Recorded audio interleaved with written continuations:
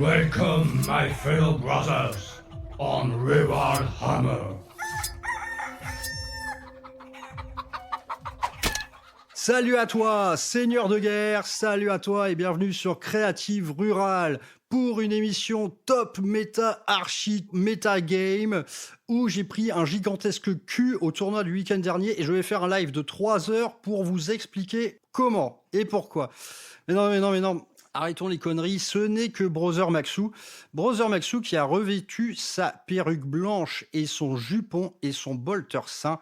Car aujourd'hui, c'est l'heure du Faction Focus Adepta Sororita. Et pour ce faire, j'accueille un invité de marque qui est un expert en la matière, le tout-puissant Christure. Comment ça va, Christure ? Salut, ça va bien? Et là, Christure, membre éminent du Saint Hobby, je commence à recevoir tous les membres de cette association et donc joueur Sista depuis 2 ans maintenant que j'ai commencé Warhammer au niveau de la V9.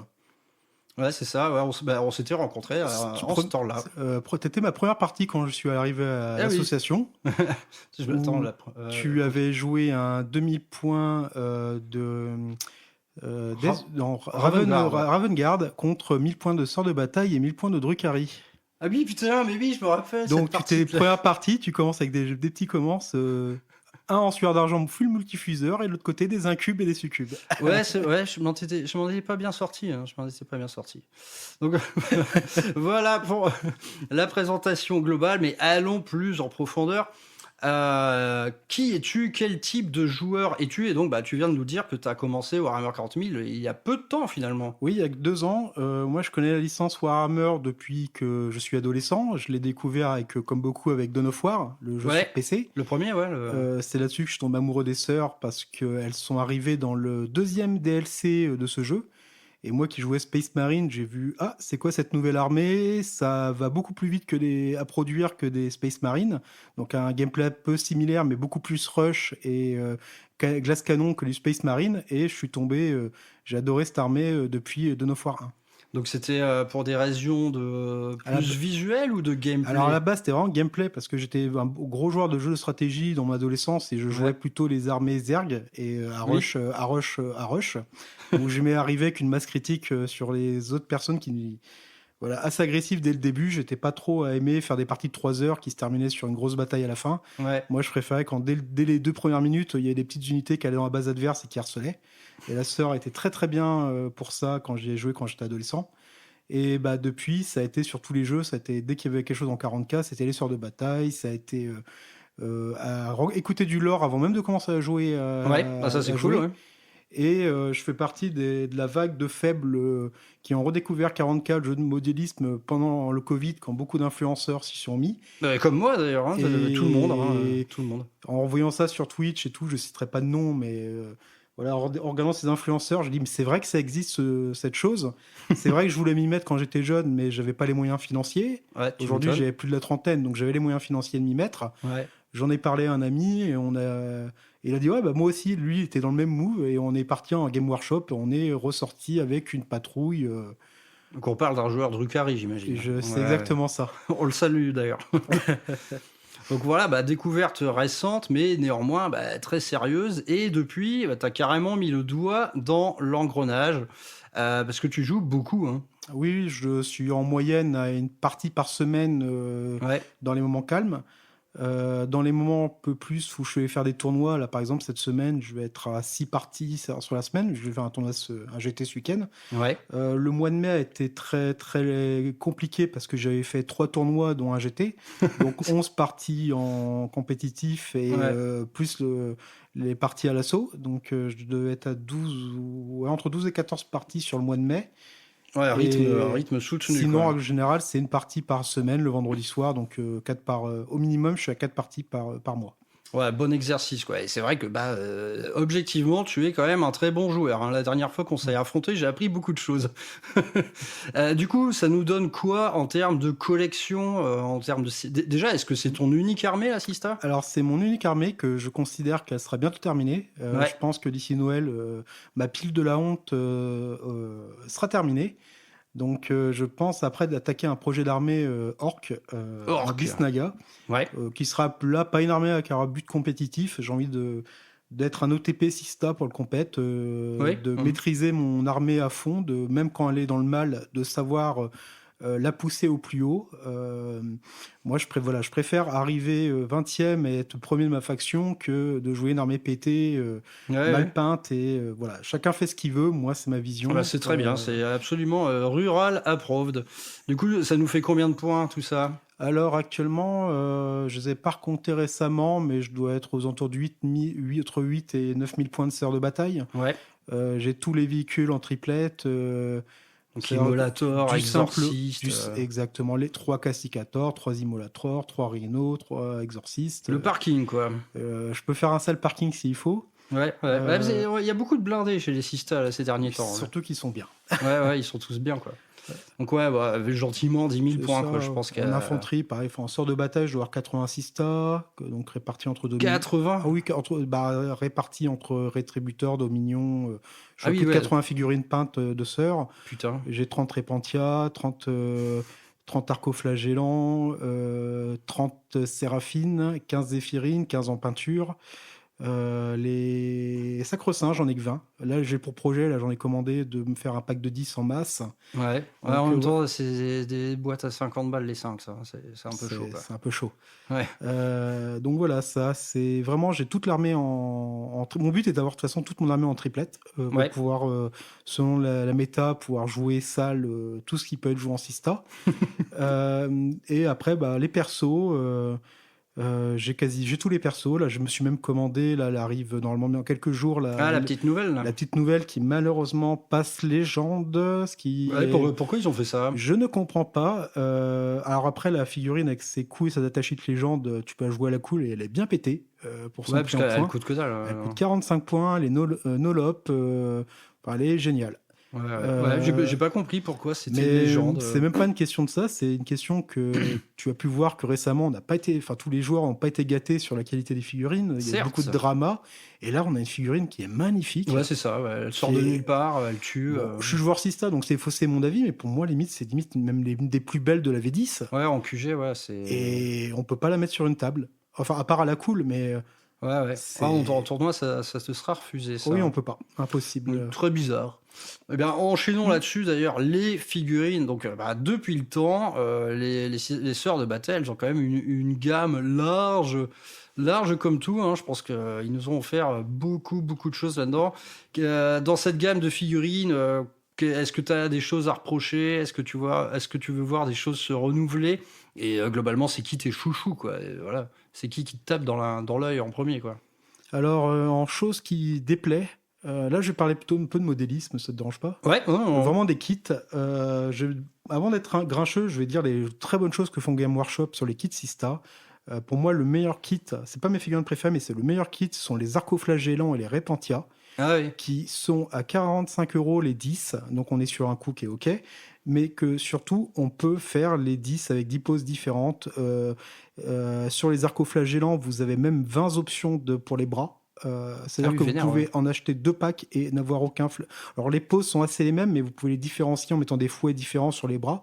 Donc, moi, ça a été vraiment un plaisir. Les arcoflagellants, j'en ai 30 et ça n'a vraiment pas été une unité où ça a été une purge à peindre. Ça a vraiment été un plaisir. Les répentia, c'est pareil. Ouais. Vous avez 20 épées pour 10... vous avez 20 éviscérators pour 10 répentia. Donc, vous pouvez changer les poses. Ça, c'est vraiment un très, très bon kit. Ces deux-là, si vous êtes joueur Sista que vous commencez, ne les imprimez pas en 3D. Celles-là, achetez-y. Elles sont géniales. Là, j'ai jamais regardé en détail. Les versions répentia et Arco des patrolls sont immondes. Par contre, les boîtes spéciales full répentia et full Arco, allez-y, les yeux fermés. C'est pas les mêmes. C'est pas les mêmes. C'est du genre easy to build dans les patrol box. C'est la patrol box Sista est très très bonne en termes de prix. Mais par contre, les figurines dedans, c'est que du easy to build, pas d'option. Là-dessus, elle est très mauvaise.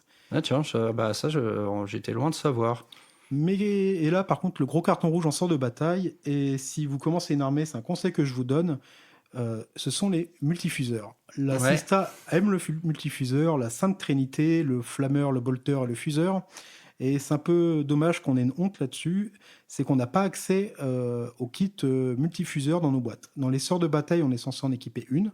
Ouais. Même dans la méta, on équipe tout le temps actuellement un fuseur, un multifuseur. Mais on n'a pas de fuseur. Dans une boîte de sœurs, on a un bolter lourd, un flammeur lourd. Mais le fuseur est absent. Et si vous achetez un pack de rétributeurs pour faire du 4 multifuseurs, vous en avez que 2.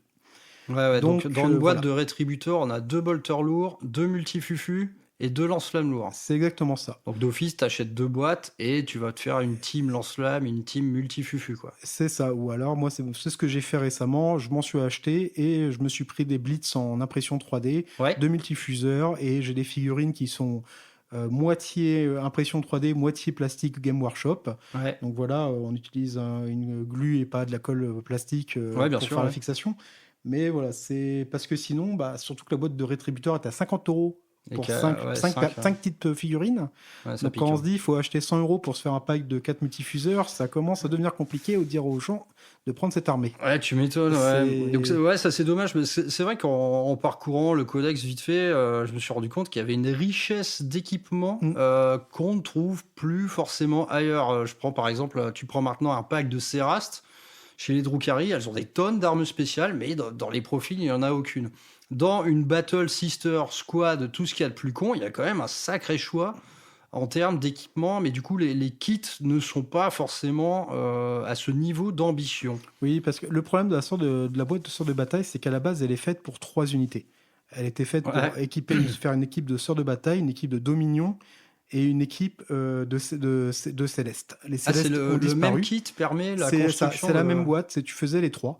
Donc, Ah, en fait, c'est pour ok. ça que, par contre, pour les armes légères, elle est très très bien parce qu'en fait, vous avez 4 flammeurs, 4 bolters storm et d'artificier et 4 fuseurs. Donc en fait, vous pouvez équiper 4 types de dominions différentes. Ouais. Les Célestes à la base, qui était une unité V9 qui a disparu en V10. Ah oui, c'est vrai, ouais. C'était 2 armes spé. Donc vous pouvez faire tout ça. Le seul carton rouge, c'est qu'il n'y a pas de multifuseur dans cette boîte. C'est le seul défaut. Ok.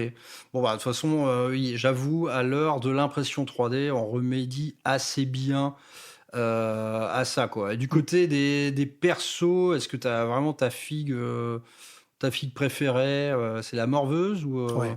Morveuse La Morvaine, elle inspire le charisme et le respect. Elle inspire la reroll. Elle a tout, cette figurine. Moi, ça a vraiment été celle que je l'ai achetée un mois et demi après avoir commencé à jouer. Ouais. Ça a été mon premier QG que j'avais acheté. J'ai pas regretté. En plus, ce qui va bien, c'est que ma figurine préférée hors perso, ce sont les Warsuit. J'adore ces Mhm. figurines. Ah, tu m'étonnes, c'est trop bien. Personnellement, j'adorerais un jour en jouer 9 sur une table. J'adore la figue, mais bon, elle est un peu chère à poser 9, mais c'est vraiment ma figue préférée. En perso, j'aime bien la Chamonesse. La Chamonesse à pied a un petit flow, je trouve. Ouais. La Palatine aussi, Moi, j'aime bien celle qui est l'équivalent d'un apothicaire, là. Tu sais, où elle. l'hospitalière. Ouais, l'hospitalière, ouais, c'est ça qui veille sur un cadavre d'une frangine, là. Elle est tout à fait stylée, cette figurine, j'adore. Ouais, j'ai quelques traumatismes de peinture dessus, vu que je l'avais fait assez tôt. Ah ouais, de toute façon, on va y venir hein, maintenant. La peinture. Et ouais, autant vous le dire, les gars, la peinture des sœurs de bataille, c'est pas une mince affaire. Parce que on a quand même des figurines déjà qui sont petites, c'est-à-dire que c'est pas à l'échelle d'un Primaris, etc. Donc là, on est plus sur du 25 voire 28 mm. Et bah, sur une figurine de Sista, vous avez tout, quoi. C'est-à-dire vous avez de l'armure, du tissu, du cuir, des ornements dorés, de la peau, des cheveux. Enfin, sur une petite surface, il y a beaucoup de choses à faire, quoi. Comment tu t'en es sorti, toi? Alors, Toi, tu as un schéma argenté j'ai déjà. un schéma argenté qui est très simple parce que quand j'ai acheté mon codex, c'est que j'ai lu les ordres. L'ordre que j'ai préféré au niveau histoire et gameplay, c'était le sueur d'argent. Ouais. Donc en fait, j'ai une armée qui est peinte pas tout à fait comme le sueur d'argent, mais très inspirée du sueur d'argent. Ouais, le schéma officiel, c'est quoi? Plus blanc, là je suis plus moi sur un grid, un acte grid, enfin un métallique plus fait pour de la plaque de chevalier paladin. Ouais. Donc normalement c'est un peu plus blanc et donc voilà, moi j'ai un peu détourné, même la cape elle est un peu détournée, mais ça reste normalement quelqu'un qui connaît Assista, il voit du sueur d'argent. Ouais. Ouais, puis c'est drôle, c'est que en même temps que tes progrès en termes de règles, j'ai tout aussi bien vu tes progrès en termes de peinture, hein. C'est vrai que les dernières petites frangines, elles avaient pas mal de la tronche, quoi. Est-ce que tu as utilisé des techniques actuelles, entre guillemets, style contraste, etc. Oui, honnêtement, moi, je suis vraiment, je peins à la schlag, pardon pour le Ouais. terme. J'ai un Schlaguito. petit appartement, je n'ai pas de lieu fait pour la peinture. Je Ouais. peins sur ma table de salon ou quand, en fait, moi, je fais des vagues. C'est-à-dire, je vais peindre 15, 20, 30 figurines sur 3 semaines, ou pendant ces 3 semaines, mon salon est un no man's land. Ouais. Euh, c'est où je mange sur l'ordi parce que même la table pour manger n'est pas accessible. Ah oui, je faisais pareil il y a pas si longtemps encore. Et Ouais. dès qu'après j'ai terminé cette vague, je range tout dans les placards, je ne peins plus pendant 3 semaines, je retrouve un salon décent. Ouais, Et, tu alternes entre moments c'est atelier. ça, et, c'est ça. Je fais des périodes d'atelier où je peux peindre. Dans ma dernière période d'atelier, j'ai fait un Immolator, 15 Séraphine, 2 persos. Donc, Ouais, ça fait du bon petit lot, quoi. donc un petit peu lourd là. Faut que je rattaque bientôt, mais je me suis dit je vais rattaquer en septembre. Là, je me Ouais. fais un petit mois d'août tranquille. Ouais, t'as bien raison. Et pour les techniques de peinture, je n'utilise pas vraiment tout ce qui est brossage à sec. Je n'utilise Ouais. pas. Moi, je suis vraiment en fait, je triche. Toute ma peinture, c'est de la triche. Je peins au plus précis de base. Et derrière, je vais utiliser beaucoup de nude oil, beaucoup de shade, Ouais. beaucoup de contraste. Tu mets beaucoup de jus, quoi. C'est en fait tout simplement parce que je trouve que déjà le nude oil, au bout de 2 ans de peinture, c'est quelque chose que je suis devenu accro. C'est pour Le tout ça. Noon Oil, attends, t'en as fumé 4 pots, c'est ça? Je suis au moins à 8. Ah oui, putain. Non, mais le porc. je suis tombé amoureux de ça pour les peintures métalliques. Ouais. Tout ce qui est métallique, je trouve que même en dehors de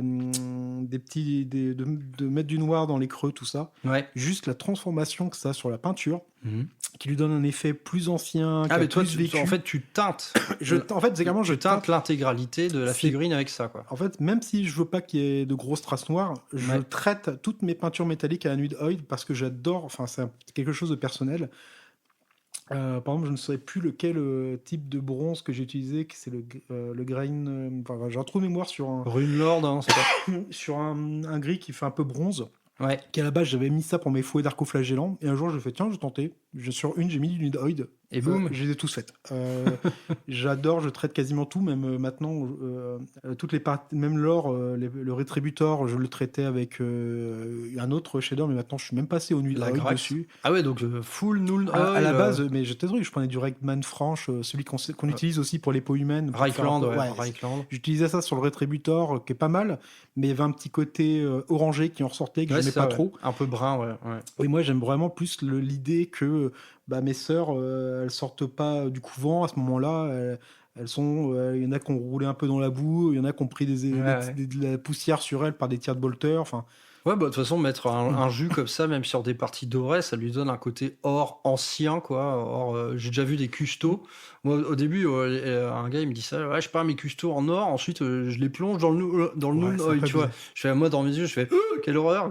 Et puis, en fait, tu vois le résultat, tu fais, ouais, en fait, ça fait vraiment or antique, usé, Mhm. c'est loin d'être dégueulasse, quoi. Donc, bah, pourquoi pas, quoi. Donc, un adepte du jus. Mais bon, j'appelle pas ça une armée j'appelle pas ça de la triche pour autant. Hein, Et après beaucoup de contrastes pour les capes, Ouais. de toute façon, dès le début, par exemple, la vente de mes capes avant, ça avait été du Nuibone, alors celui pour les os, là, comment elle s'appelle Ulfstatibone, Ouais, c'est ça. ouais. Sur laquelle, derrière, je passais un Skeleton Horde. Ouais. Donc c'était vraiment mon schéma et je passais un rouge, le rouge de base que quand tu commences et que tu as ça dans toutes les boîtes, là, le Méphiston. Méphiston Red que tu as ça dans toutes les boîtes. Et un jour, je suis tombé sur le contraste balle Ouais. qui Ah bah, m'a... c'est mon chouchou, ça. Ok, pour les capes, ça m'a... Voilà un peu de ça, du Evil... Evil Sons. Evil Sun pour refaire les arêtes Ouais. derrière. Voilà, ça c'est ma petite triche de peinture. Je fais mon contraste pour l'intérieur de mes capes qui est rouge. Mhm. Et après, c'était beaucoup en Sista. Ce que je fais toujours, c'est je peins avant de monter. C'est bête à Quoi dire, Ah oui, les bras, peut-être. quasi tout. En fait, quasiment presque tout. Ça veut dire qu'en fait, je vais commencer tout le temps par les jambes. Où en fait, je vais peindre les armures démontées des jambes, l'intérieur Ouais. des capes. Et une fois que l'intérieur des jambes et des capes, Oui, je vais les monter. Parce qu'en fait, une fois que ça c'est monté, bon courage pour aller peindre l'intérieur des cuisses et le dessous de la jupe. Ouais. Une fois que cette Coquin, partie elle est faite, je vais peindre, je vais mettre tout le torse, toute cette partie-là que je vais peindre. Ouais. Et à la fin, je vais peindre les bras que je vais fixer, et la tête en dernier. Et Ah ouais, donc tout séparément, quoi. tout séparément, parce que même Tu peins pas quand même sur grappe. Parce que je non, connais des quand gars même qui pas. font ça. Ah non, quoi. non, Les je gars, suis pas à ce point-là, mais par exemple, je vais faire même mon traitement en huile oil. Ouais, Je vais le faire avant de fixer le package. d'accord. Le sac au dos, je vais le faire. Je vais le fixer après que le package soit mis. Et vu qu'à ce moment-là, et vu qu'il y a de la peinture, bah, ça sera la glu pour que ça tienne. Mais il y a plein de choses. Par exemple, vous prenez des CS sacro-saints. Mhm. Les gens, souvent, quand on leur tire dessus, il faut m'attendre, t'as un bouclier et t'as une lance. Non, il y a aussi un bolter dans le bouclier. Ouais. Et aller peindre le bolter et l'intérieur du bouclier avec qui est déjà tout, si déjà tout est collé, bon courage. Ouais. Bah, moi, tu vois, ça c'est un truc que j'arrive pas à prendre le pli. Moi, je colle toujours tout. Quoi. Même si après je me galère, je sais pas, je fais un blocage psychologique sur le fait de peindre détaché. Il y a un truc qui. Ah, genre... en Sista, il y en a certaines qu'on peut, par exemple les Repentia, les Arcos, ça, il n'y a pas de problème. Ouais, elles sont et assez dépouillées, ces figurines. Et ouais. ça, c'est un grand plaisir d'ailleurs quand je les ai faits, parce que j'ai connu rapidement le bonheur de peindre une figurine assemblée, Ouais. et où on avait plus la vision sur les contrastes, enfin, sur ce qu'on voulait faire. Mais non, les sœurs, moi je sais que j'ai essayé, mais c'est impossible. Ouais, bah, ne serait-ce qu'avoir son bolter à même le corps, bah ensuite voilà, tu n'as pas accès au plastron, etc. C'est ça, pour repasser. Ouais, c'est chaud quoi. Bon, bah, très bien, bah, du coup peinture, technique de jeu, disons que tu t'es pas reposé sur tes lauriers hein, en 2 ans, c'est assez impressionnant. Et du coup, bah, partons un petit peu sur le lore. Alors là, de mon côté, moi, le lore sœur de bataille, c'est quelque chose d'assez nébuleux. Donc, à un moment donné, ce sera toi le maître de cérémonie, quoi. Donc, commençons par la création de l'ordre sous sa forme ancestrale. Que sont les sœurs de bataille par rapport à l'ecclésiarchie et donc l'adeptus ministorum? Alors à la base, la création exacte, il me semble qu'on la connaît pas. Quand elles étaient dans leur petit ordre, toutes seules sur une planète, de mémoire, on n'a pas la date de création de cet ordre, Ouais. qui est rentré en fait dans l'ecclésiarchie par le fou sanguinaire qui avait provoqué l'âge de l'apostasie. J'ai toujours un trou de mémoire sur cet odieux personnage. Merci, j'ai toujours un trou de mémoire sur cette personne qui a été entendu parler de la légende de ces femmes et qui a été les recruter. Le scénario est un peu bizarre parce qu'en fait, il a demandé à un de ses gardes du corps de lui tirer dessus au bolter devant les dames pour montrer qu'il était l'envoyé de l'empereur et en fait non, il avait juste un rosario avec un champ magnétique qui a bloqué la balle. Ah, le filou. Et les sœurs ont fait on vous suit. Ah putain, donc elles se sont fait avoir vraiment, alors que bon, je pense qu'elles devaient quand même connaître les rosarios à l'époque, mais c'est l'histoire. Donc elles sont rentrées et ont combattu dans les armées de frères de croisés qui avaient à l'époque l'ecclésiarchie. Ouais. Et donc une ecclésiarchie qui, on va le rappeler un peu, est devenue toute puissante. Elle était toute puissante. À cette époque-là, donc l'ecclésiarchie et le trône de Théara ont toujours été 2 postes différents. Ouais. Et pendant cette période, en fait, le chef de l'ecclésiarchie a pris le contrôle politique aussi de Terra. Donc il est devenu seigneur de Terra à part entière, quoi. Ce Fon d'ailleurs. C'était un vrai dictateur, le mot, on peut le dire. Ouais, j'ai vu quelques-uns de ces hauts faits d'armes, ça n'avait aucun putain de sens, quoi. Non, c'était un taré. Ouais, génocide ambulant. Ah non, c'était un fou furieux. Et les sœurs combattaient pour lui. Mhm.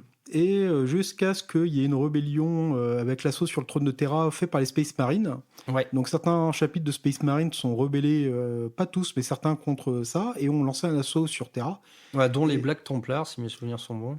Et pour les fans SM, je rappelle qu'ils n'ont pas réussi à reprendre le trône aux sœurs. Ouais. Bah, les Astartes ont été très, très surpris de faire face à une force armée extrêmement disciplinée et extrêmement fanatisée également. C'est qu'elle se jetait véritablement à la mort en prétendant incarner quelque part la volonté de l'empereur, quoi. D'ailleurs, cette volonté de l'empereur, je reviens vite fait là-dessus, mais on oublie souvent que durant la Grande Croisade, etc., c'était le credo impérial, c'était la vérité impériale, telle que l'a défendait l'empereur. Il n'y avait pas de religion. Non. L'empereur a toujours dit non, je ne suis pas un dieu, allez vous faire foutre. C'est la raison et la science qu'ils doivent prédominer sur l'espèce humaine. Tout ceci a été bouleversé après l'incarcération entre guillemets sur le trône d'or. Et là, la foi impériale est apparue, mais une foi impériale telle qu'elle avait été pratiquée par le primarque des World Bearers à l'époque, Lorgar. Donc, ironie du destin, c'est que cette foi impériale que défendent nos petites frangines dont nous parlons aujourd'hui ne trouve ses sources dans nul autre que des écrits complètement hérétiques. Et il me semble même que, je vais peut-être dire une bêtise, il me semble que les premières versions du créneau impérial a été écrite depuis ses livres à lui. Ce sont depuis ses livres avec écrit ce primarque que le créneau impérial est arrivé. Ouais, c'est ça. Ouais. Lorgar a inventé la religion officielle de l'Imperium. Et voilà, maintenant nous sommes 10 000 ans plus tard, quoi. Comme quoi tout le monde n'est pas forcément mauvais à fond. Ouais, voilà, il y a toujours un bon fond. Donc revenons un petit peu sur cet âge de l'apostasie qui est en fait la plus grosse guerre civile qui a traversé l'Imperium suite à l'hérésie d'Horus. Donc on a quelque part le truc qui prend forme sous un duel. D'un côté, Von Dyer qui a fanatisé en fait tout son entourage et qui prétend vraiment être le nouvel homme fort de l'Imperium, versus Sebastian Thor qui lui est un prêtre, quoi. C'est un prêtre perdu à l'autre bout de la galaxie qui prône une version un peu réformée du créneau impérial. Ouais. Qui demande à juste prêcher en sa paroisse, et en fait tout le monde l'appelle à l'aide, tout le monde va le voir, faut que tu montes des armées de la foi toi aussi, que tu ailles combattre cette foi de l'autre côté qui part en live, et lui là non mais moi laissez-moi tranquille, je suis bien avec mon café, et en fait Sébastien Thor va s'efforcer pendant des années à ne pas vouloir bouger, ouais. Et c'est vraiment limite à la fin vraiment qu'il va bouger, et parce que le fait qui va faire vraiment la chute de la fin de l'apostasie, c'est quand les custodiens qui étaient dans le trône de Terra, mais qui se mêlaient pas au combat, qui étaient encore dans leur retraite et dans leur deuil de l'empereur, c'est ça, vont sortir de leur deuil et vont aller voir les sœurs de bataille, leur dire mesdames, on vous fait entrer dans le trône devant l'empereur. Et là, on ne sait pas ce qui s'y passait. Il reste plusieurs heures. Donc, Sainte Dominica, la première des sœurs, celle qui dirigeait les premiers couvents, et ses 6 gardes du corps qui derrière deviennent les chefs des ordres de Sista, vont tous rentrer dedans et vont ressortir. Et Dominica va arriver vers notre cher d'ailleurs, je n'arrive jamais à prononcer son nom d'hollandais. C'est vrai, et va le décapiter. Ouais, c'est ça. Donc Alicia Dominica est la sœur qui met fin à toute cette folie suite à l'intervention des Custodes. Et il y a une petite rumeur qui circule sur une espèce de duel qui a eu lieu dans cette chambre de l'empereur. Alors, lorsque les Custodes sont rentrés dans les quartiers du Mysterum de l'empereur Wilhelm, tout ne se fit pas par le dialogue directement. On a donc, d'après les écrits des sœurs de bataille, on a Mina qui sera rien d'autre que celle qui va diriger les Bloody Rose, qui était la plus grosse cinglée de l'histoire chez les sœurs de bataille, qui est connue pour ne prendre que les duels au corps à corps, et qui aurait combattu le chef des custodiens et fait égal à égal. Ils n'ont pas réussi à se départager. Le capitaine général de l'ordre Custodes. Bon, donc, on parle pas d'un mec sans épaules, quoi. Donc déjà dans l'ordre, normalement, les sœurs supérieures sont censées pouvoir combattre égal à égal avec des Space Marines génétiquement modifiés. On va pas croire tout ce qu'elles disent non plus. Hein. Ouais, après, faut regarder les win rates. Hein. Merde, je me suis fait métaïser mon lore. Donc voilà, une petite légende Sista tout à fait sympa. Donc suite à la fin en fait de cette espèce d'hérésie signée Von Dyer, vient le temps de la réforme, des procès et de la création des ordos.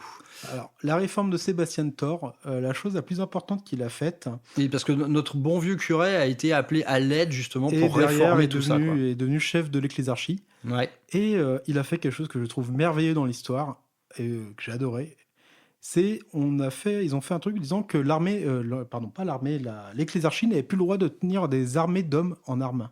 Ouais, donc Donc, on a le droit d'avoir des armées de femmes. Je trouve ça génial en termes d'écriture. Il y a un côté humoristique dedans. c'est qui complètement est juste- troll. Hein, qui est tr- Mais c'est génial. Moi, je trouve. Ce côté, les sœurs de bataille sont arrivés parce on interdit les armées d'hommes. Ah ben, on va prendre des femmes. Ça fait tellement. Dans tous les services, quand on voit les gens qui lisent des textes de loi, qui cherchent la coquille ou alors c'est les ça, fins, ouais. quand on cherche les failles dans les règlements, ça fait tellement ça. C'est tellement génial, je trouve. Un gros troll administratif. Sébastien Thor, qu'est-ce qu'il a dit une fois qu'il a vu ça? Enfin, il s'est dit, mais attends, vous vous foutez de ma gueule ou quoi? Non, c'est lui qui a écrit ça. Ah, donc c'est lui qui est à la Alors source après de ce aussi, truc-là, ouais. bon, il y a le côté troll, mais après il y avait aussi le côté, en fait, c'était pour reconnaître aux sorts de bataille d'avoir décapité l'autre, d'avoir retrouvé un peu d'avoir arrêté de le suivre sur la fin, Ouais. d'avoir permis donc d'arrêter le massacre qui se passait sur le trône de Terra entre Space Marine, voilà, d'avoir mis fin à la guerre. Donc voilà, ils ont été punis un peu moins que le reste de l'Ecclésiarchie, qui leur a dit, voilà, vous maintenant vous êtes l'armée de la foi.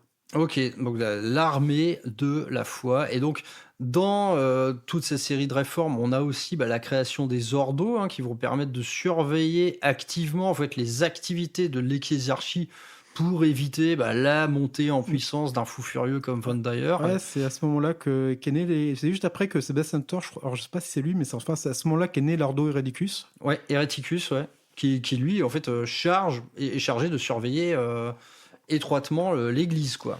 En fait, tout ce qui va être la corruption de la foi, ça peut être autant des prêtres qui ont commencé à prêcher des fausses paroles que des cultes d'hérésie. Ça va vraiment être c'est tout ce qui va lier à une perversion de la foi. De concert avec l'Ordo Hereticus, on traque un peu les hérétiques. Ça rejoint quelque peu l'actualité, parce que désormais, on a un nouveau codex agent de l'Imperium où on peut très bien jouer de l'Ordo Hereticus avec quelques escouades de Sista. Quelque part, on s'y retrouve bien dans tout ça. Et donc, suite à cette nouvelle donne et donc ces armées exclusivement composées de frangines, va découler en fait la création de différents ordres. Est-ce que tu peux nous parler des plus connus? Allez, prenons en premier Notre-Dame des Martyrs. Donc, Notre-Dame des Martyrs, qui est basée, si je me dis pas de bêtises, sur Ophelia 7. Ouais, c'est ça. Ouais. Donc, qui est un ordre, on va dire un peu sadomaso, on pourrait dire. Leur idée, c'est on recule pas. On reste sur place, on tient la position, où on attaque, on avance, et plus mes copines meurent autour de moi, plus ça me galvanise ma foi, et je dois tenir, je dois avancer. Vraiment, c'est ça. Notre-Dame de Martyrs, c'est on y va en nombre, et plus il y a des morts autour chez nous, plus la foi de ces guerrières augmente. Donc on retrouve ça dans leur règle actuelle qui est quand c'est axé sur le sacrifice, etc. Quand j'ai perdu quelqu'un ou des PV, j'ai plus un pour toucher. Quand j'ai perdu plus de la moitié de mon bataillon, j'ai plus un pour blesser. On y reviendra sur les règles. C'est vraiment, voilà, on retrouve ça dans la façon de jouer, donc c'est vraiment ça. C'est Notre-Dame des Martyrs, ils portent très bien leur nom.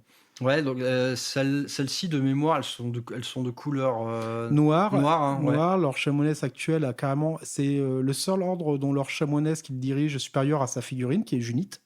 Ah, ça je savais pas. Donc Junite est la chanoinesse, la grande chanoinesse de l'ordre de Notre-Dame des Martyrs. C'est ça, qui est devenue, je ne sais plus sur quelle planète c'était, où ils ont combattu, ça a fini dans une église, et en fait, à ce moment-là, elle était une sœur, elle avait sa supérieure avec elle, l'église s'est écroulée, elle s'est retrouvée seule survivante, et il me semble que même sa pièce volante sur laquelle elle est, dedans, il y a des morceaux du corps de son ancienne supérieure pour l'honorer, qui, dans sa papa mobile...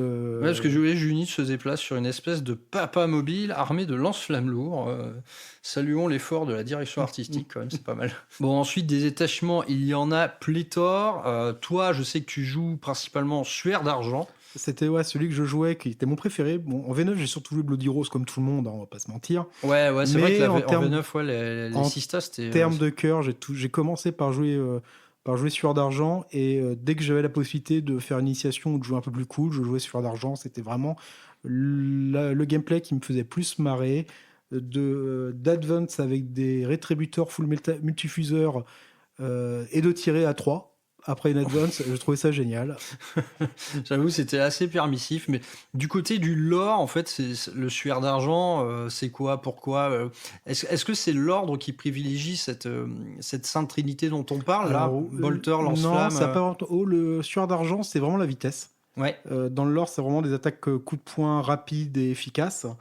Il y a quand même, ils ont quelques particularités. Déjà, c'est celle où une des grandes matriarches, c'est Sylvana. J'ai toujours un petit trou sur leur chef qui les a lancés, qui est morte la première, ouais. qui a été empoisonnée pour sauver Dominica. Dominica avait eu une tentative d'assassinat et c'est elle qui a appris.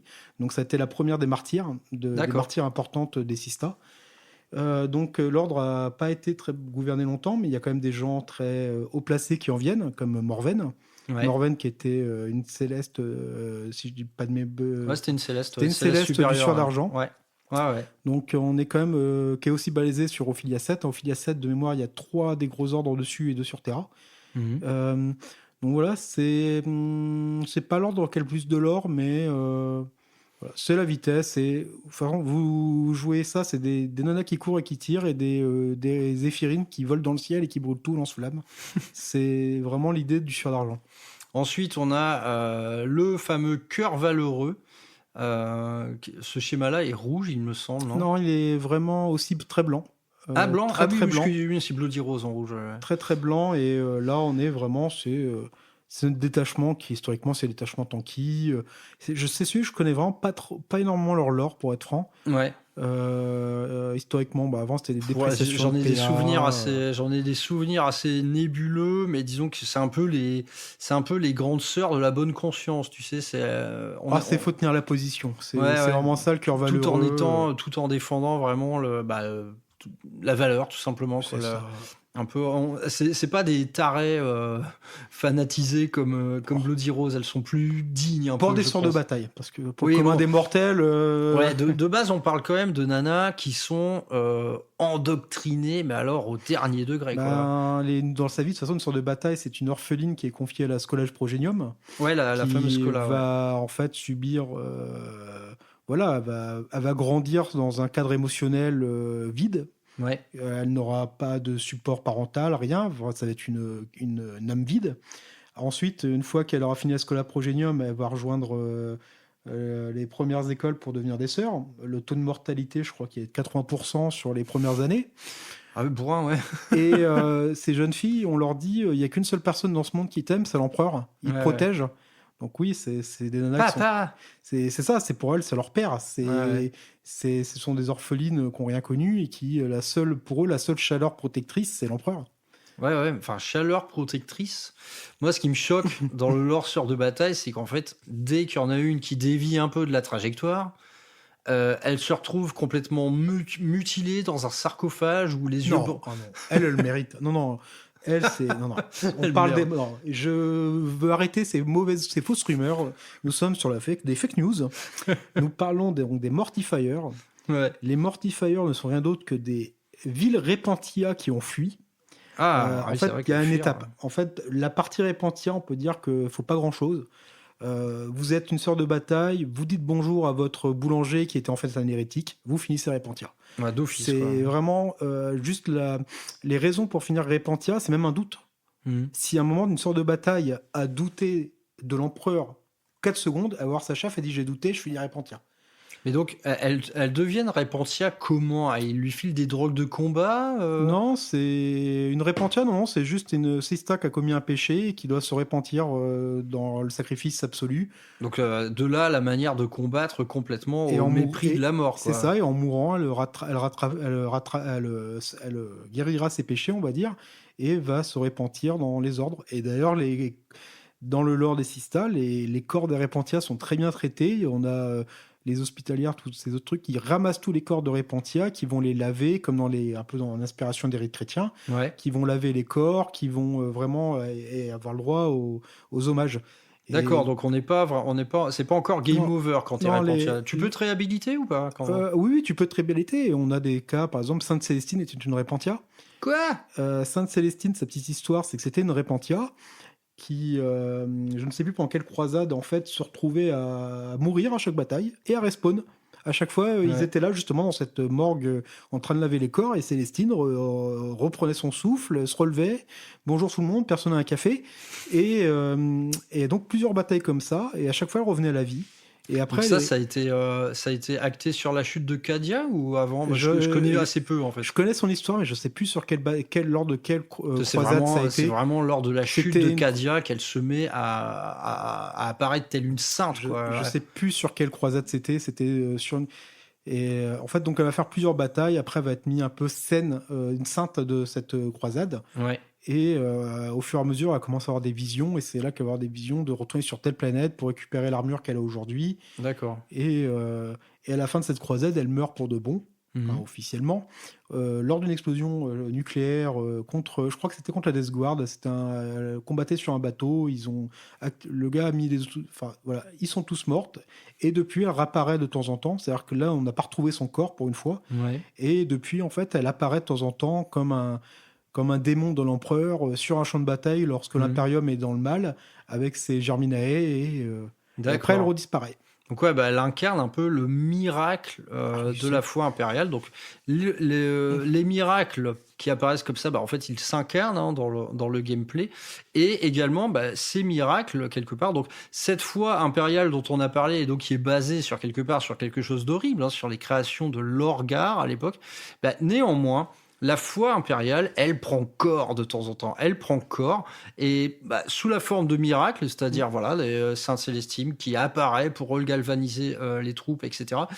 Durant les guerres de la peste également, on a eu une sainte qui a combattu aux côtés de Roboute Guilliman. Dans le lore récent du Nexus Paria, donc c'est cette zone qui nulle quelque part toute activité psychique et qui prend les humains à la gorge en les dépouillant de toute émotion, ce sont les sœurs de bataille qui ont renversé le cours de cette longue guerre grâce à la foi impériale. Parce que la foi impériale, elle prend corps dans le monde physique, elle empêche, c'est ce monde entier fait de noctilites de perturber en fait la psyché humaine. Donc on peut se poser des questions quand même. L'empereur, au final, c'est un putain de dieu ou pas? Tu vois, on comprend pas trop, quoi. C'est quoi, toi, ta théorie? C'est un dieu? Ma théorie sur l'empereur, j'en ai deux. Moi, j'ai deux possibilités. Je me demande si c'est même pas en train de devenir une sorte de démon du warp. Techniquement, ça a failli le devenir, ouais.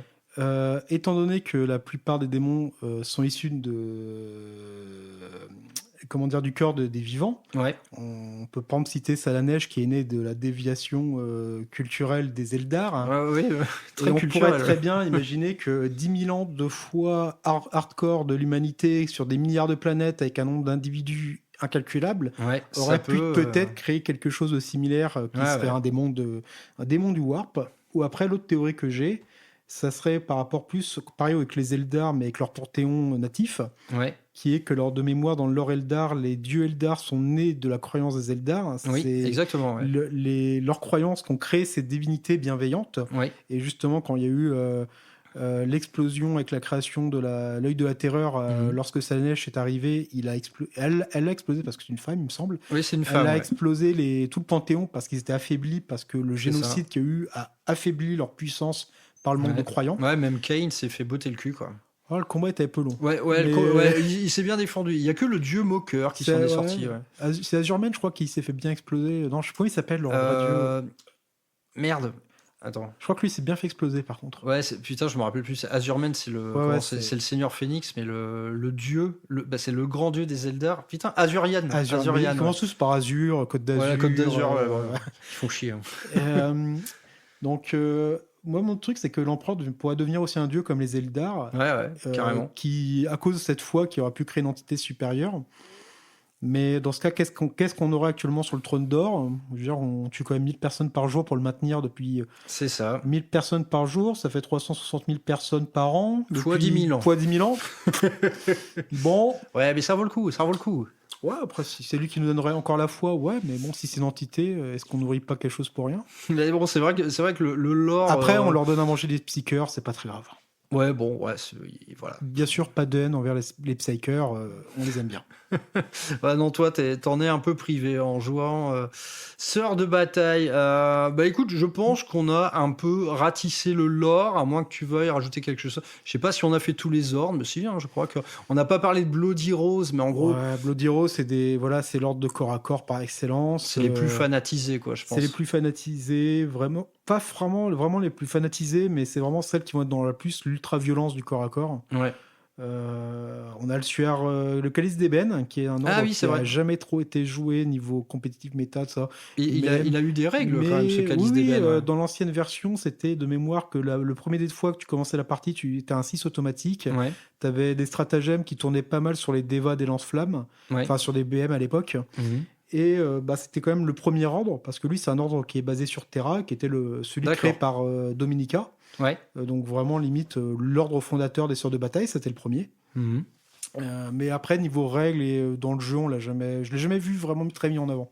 Bon, eh bien, on va en venir maintenant à la partie gameplay et stratégie. Donc, en parlant un peu des différents détachements. Avant d'aborder les détachements, est-ce qu'il y a, Christure, une manière type de jouer en Sista? Est-ce que, par exemple, leur fragilité relative, leur vitesse, leurs caractéristiques de contrôle d'objectif, est-ce qu'il y a un gameplay type? Moi, ça fait longtemps que j'entends dire que la Sista est une armée de trade.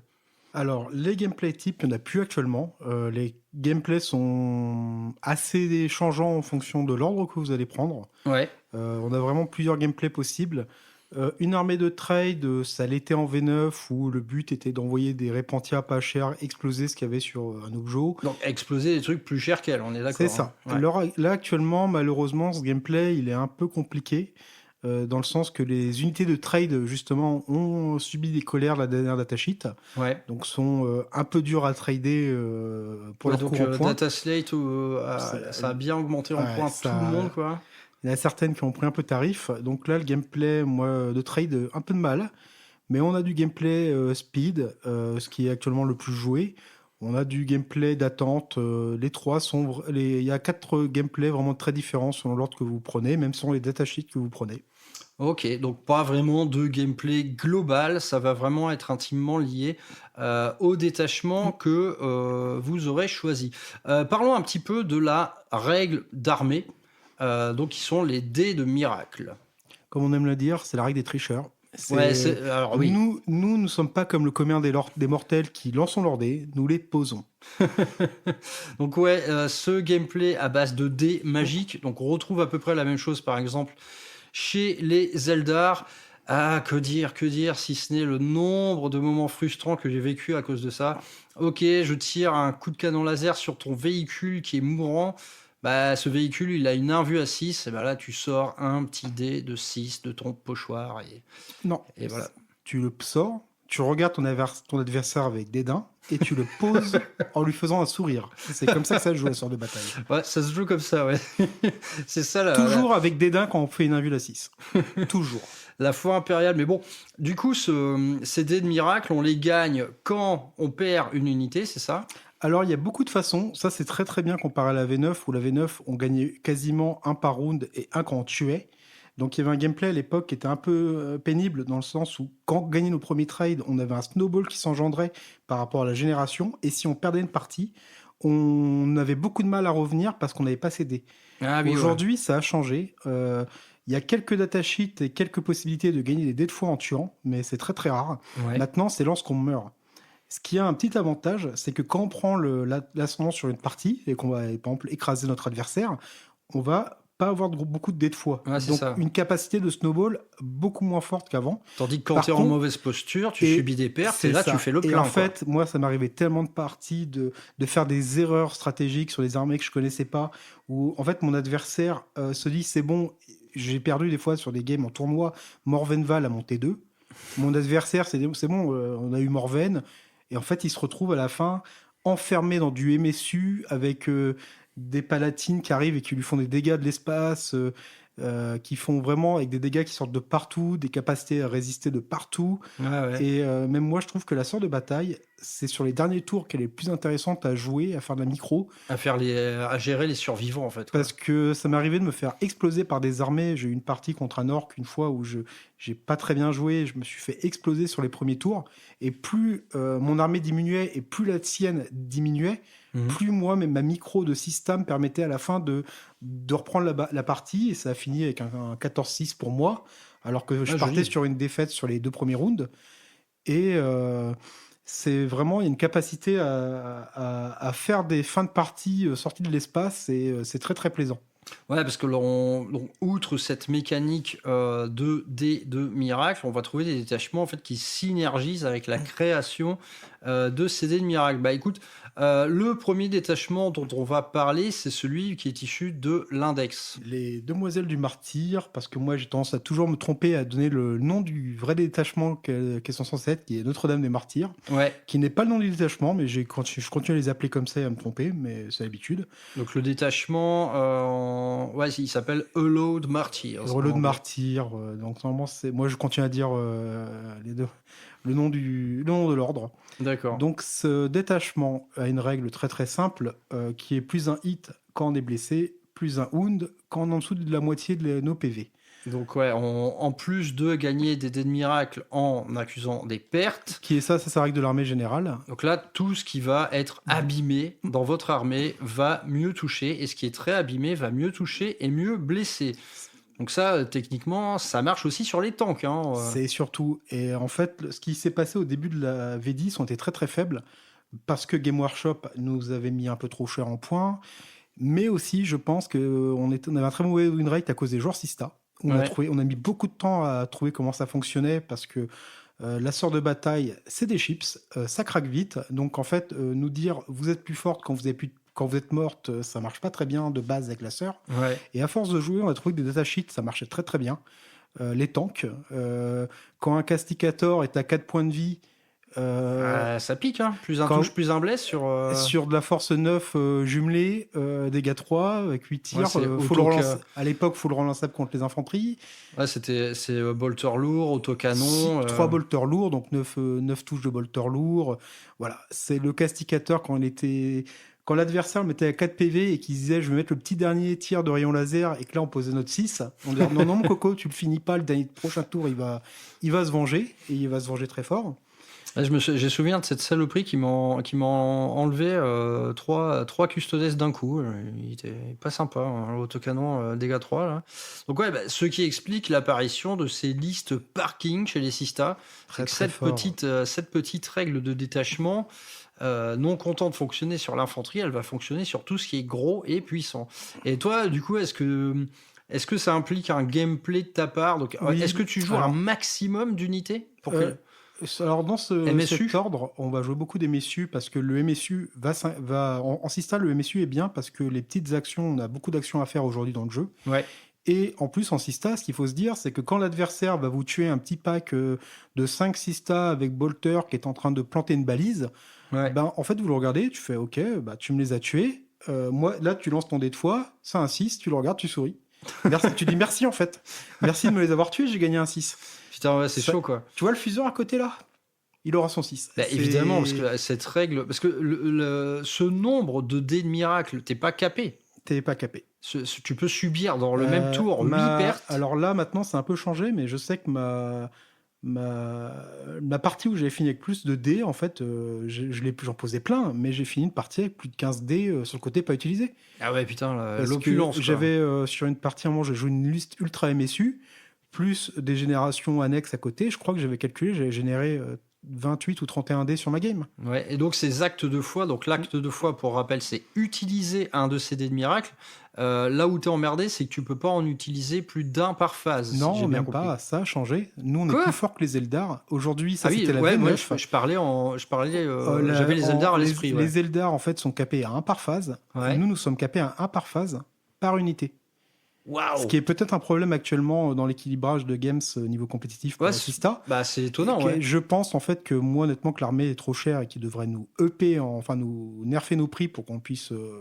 Mais par contre le problème, et moi joueur Sista, il faut nous nerf la règle d'armée. Je suis le premier à dire il faut qu'on ait le même capage que les Eldar, Ouais. mais compensé par une baisse en points parce que là, moi j'ai des parties où bah en fait je vais tirer avec je vais tirer avec un truc, je vais mettre un 6, je vais tirer avec un autre truc, je vais reposer un 6. Ouais, bah imaginez, chers auditeurs, quand tu as une escouade full multifuseur qui tire, au moment de faire ses jets de dégâts, allez, tu prends un 4, un 5, un 6. Ouais, mais par contre, ta phase dans le ticking, tu te fais tirer sur Morven, tu vas poser un 4, le casticateur il va se faire tirer dessus, tu poses un 6. En fait, Ah ouais, donc le voilà. fait de pouvoir en utiliser autant que tu veux, ça c'est extrêmement bourrin. Y compris, bah, les gars, pour les jets d'advance, les jets C'est de ça. charge. Est-ce que par exemple, quand tu fais un jet de charge, tu peux prendre 2 dés en disant Non, ok, ça, c'est par contre, ça c'était un nerf. seul dé. Ça, c'est un nerf. En V9, on posait 2 dés, on faisait une charge à 11, on souriait.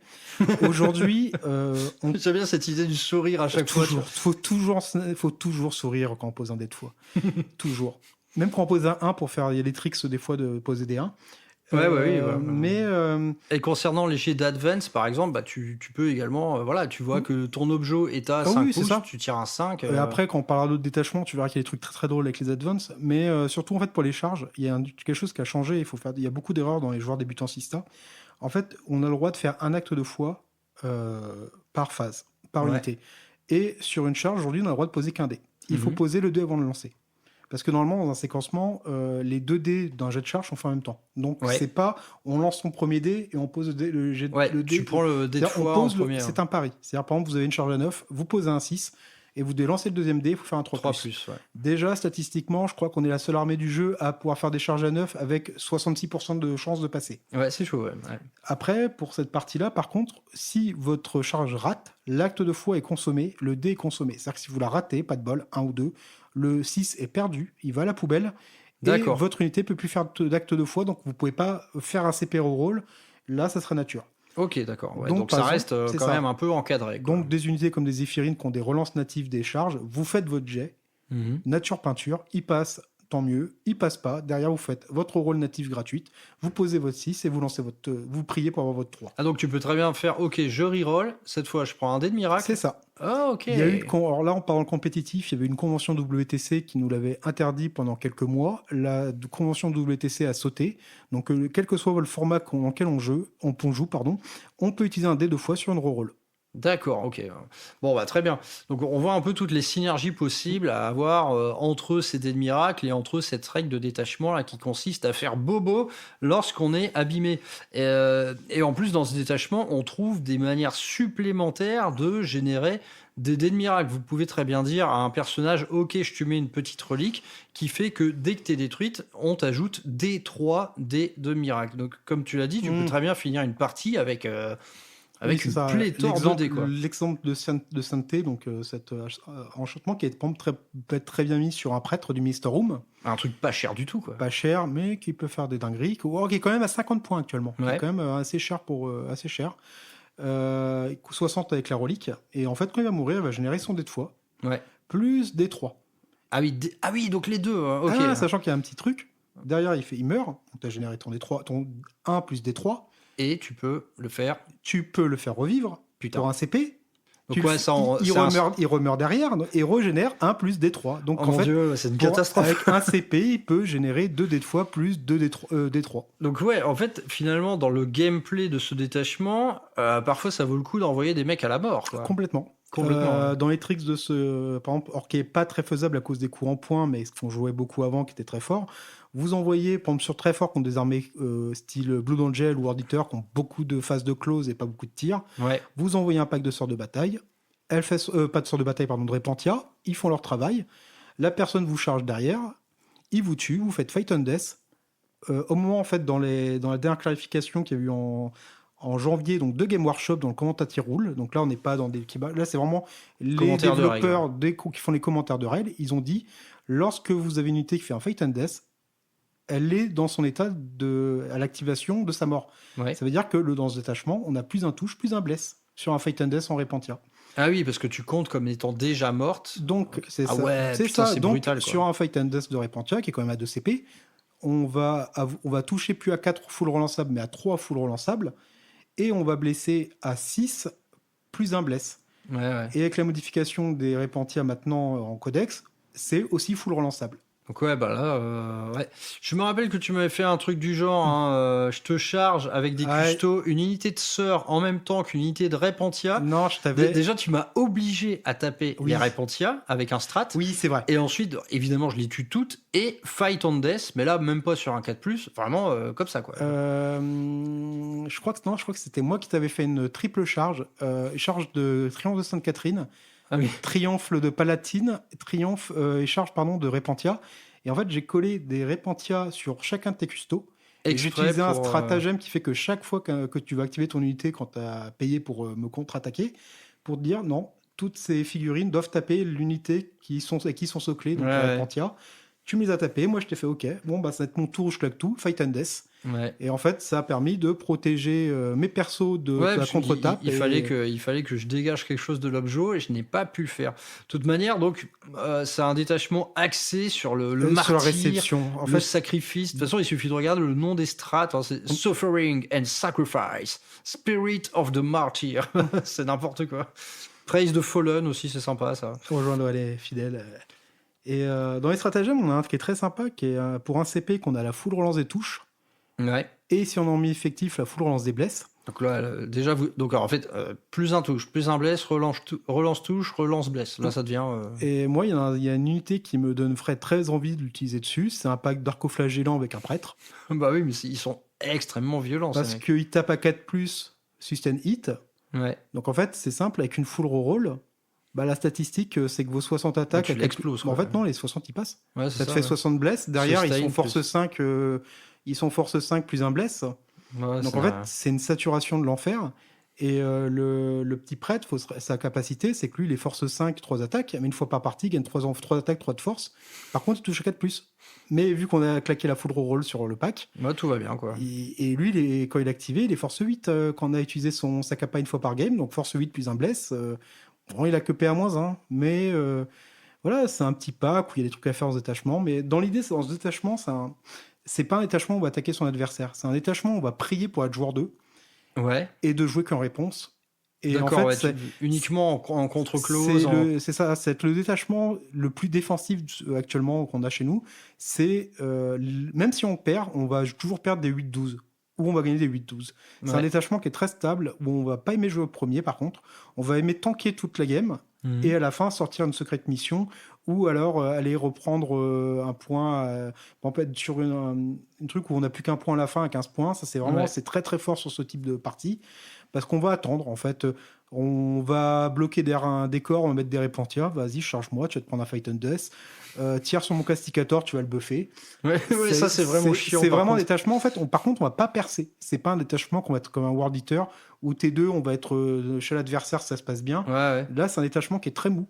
Ouais, Et tu, qui vas, va tu vas accepter de ronger ton frein, Ouais, genre c'est un 2 tours pour mieux rebondir avec des survivants, mais archi buffés. Exactement, Ouais, et ouais. tout le détachement est ça. La palatine, elle a une relique qui lui permet, en fait, quand elle a perdu des PV, de passer à plus 2 attaques, plus de force, plus dégâts 2. Donc en fait, on a une petite nana qui balance 6 attaques qui font des BM quand ça blesse, force 6, PA-2, dégâts Ouais, 4. ouais, la palatine, elle est surprenante au Donc corps elle à a corps, un peu hein. été nerf parce qu'on a eu un up et qui a en fait un nerf sur le res. Maintenant, en fait, quand on revient à la vie, avant on revenait à la vie avec un nombre de points de vie égal au nombre de dés de fois qu'on défaussait. Oui, ouais. Aujourd'hui, c'est le nombre de dés de fois plus D3. Ouais, c'est Donc ça. en fait, je on l'ai- revient avec plus de ouais. PV. Donc au premier abord, on dit c'est génial. En fait, non, parce qu'on veut rester à un PV pour Pour avoir le être plus à- un bless et le plus un touche. Pour être abîmé, ouais. Pour avoir vraiment Donc, tous bah, les... c'est ouais, Voilà. mis bout à bout, c'est un détachement vraiment intéressant, quoi. Il implique vraiment un gameplay particulier qui Oui. consiste à accepter la mort. Et en plus, ce qui est intéressant avec ce détachement, c'est que pour moi, je pense que vu que c'est un détachement qui a du mal à pousser, c'est un détachement aussi qui peut être cool quand vous affrontez un joueur nouveau, parce qu'en fait, vous faites rien. Vous le laissez venir rentrer chez vous. Et en fait, comme ça peut lui permettre à comprendre les interactions entre les unités. Ouais, C'est par exemple comparé à la Bloody Rose à l'ancienne, où ça servait à rien de jouer ça contre un débutant. oh, c'était trop violent, quoi. Là, au contraire, c'est quelque chose qui est fort, donc vous gagnerez sans problème contre un débutant, mais il y aura une interaction avec lui. Et c'est un bon détachement. Et des interactions qui consistent à lui sourire en sortant un dé de miracle. Mais il faut qu'on apprenne aux joueurs à nous détester, c'est tout. Ok, bon, donc celui-là, tu le kiffes, quoi. En gros, Moi, je l'aime beaucoup. C'est pas celui que je joue actuellement, mais parce que je l'adore, mais juste, j'ai passé un an à le jouer en index. Ouais. Et aujourd'hui, j'ai envie de changer un peu, mais moi, je pense que même s'il n'y a pas de nerfs sur celui que je joue actuellement en septembre, je pense qu'en septembre, je vais commencer à le retravailler. Parce qu'il y a des trucs intéressants, qu'il est sympa, qu'il est pas. Voilà, en fait, il est très low. En fait, on attend. On attend avec son adversaire, en fait, donc pour faire des terrains. Si on a un adversaire qui ne veut pas nous agresser, nous, on n'agresse pas. On égalise au point. Et on envoie tout. En fait, on va stacker les dés de fois pendant toute la game. Ouais, même si on s'agresse pas, un maximum. J'en gagne un à mon tour, j'en gagne un à ton tour. On se tape pas, si tu veux. À la fin, moi qui aura le plus gros alpha parce que j'aurai une armée de dés de fois avec moi. C'est une armée de dés de fois. Et comme je disais tout à l'heure, si on se fout sur la tronche très très vite, en fait, à la fin, on a tellement des micros puissantes dans ce détachement qu'en fait, lorsqu'il y a des duels de héros, comme je disais. Son héros il me charge le mien, il me tue, juste le fait de dire en fait je le raise et tu iras derrière, c'est tellement fort en fin de partie quand on est sur de la micro avec des ressources très très limitées, c'est un plaisir à jouer. Ouais, en vérité, deux pauvres sœurs de bataille avec des armes lourdes, ça peut très bien faire un méga ménage, quoi. Tout est fort en fait, tout ce qui est abîmé est très fort, donc vraiment très sympa. Passons au détachement suivant, le Penitent Host, qui est alors moi, quand je le lis, honnêtement, ça fait complètement flipper. Donc, pour rappel, c'est donc l'ordre qui regroupe un maximum de pénitents. Donc, qu'est-ce que tu peux nous dire sur celui-là ? Donc, on est vraiment sur, on va dire dans l'idée, un mix entre les anciennes datasheets qu'on appelait celles du Minister Room. Ouais. Donc, qu'avait en V9 pas le mot-clé Adeptas Sororitas, mais Minister Room. Oui. Et on va dire ce qui repent un peu de la repentance des sorts de bataille. Donc, c'est-à-dire, au Minister Room, on a les archos, les prêtres, les machines de pénitence. Ouais. Et dans le côté Sista, on a les Mortifiers et les Repentia. Mortifier qui est à la base une Repentia dedans. C'est une Repentia qui a fui le champ de bataille et qui est torturée à vie dans une Mortifier sous drogue. Ces trucs sont complètement odieux, quoi. Et ils sont tellement drogués, c'est pour ça que dans le règle, c'est la combattre en fight and death, parce qu'en fait, même mortes, le corps dedans est tellement drogué qu'elles continuent de taper. C'est de la chimie, quoi. Ouais, et en fait, dedans, c'est la plus grosse torture en fait, des sorts de bataille, parce qu'en plus, elles peuvent être mises dans un sarcophage, que je ne sais plus le nom exact, qui leur donne une save, en plus, une save à 3, donc c'est vraiment dans l'idée... Tu vas être puni à vie, on va te protéger pour pas que tu meurs et que tu souffres dedans. Et l'idée, c'est vraiment de punir la Repentia qui a fui le champ de bataille. Ok. Et donc cet ordre est basé vraiment dessus. On est sur un ordre qui est très très aggro, et moi, l'ordre que j'aime le moins. Ah oui. Parce qu'à premier abord, on voit tout le monde hurler au scandale, il y a plein de trucs pétés, il y a plein de trucs qui semblent forts.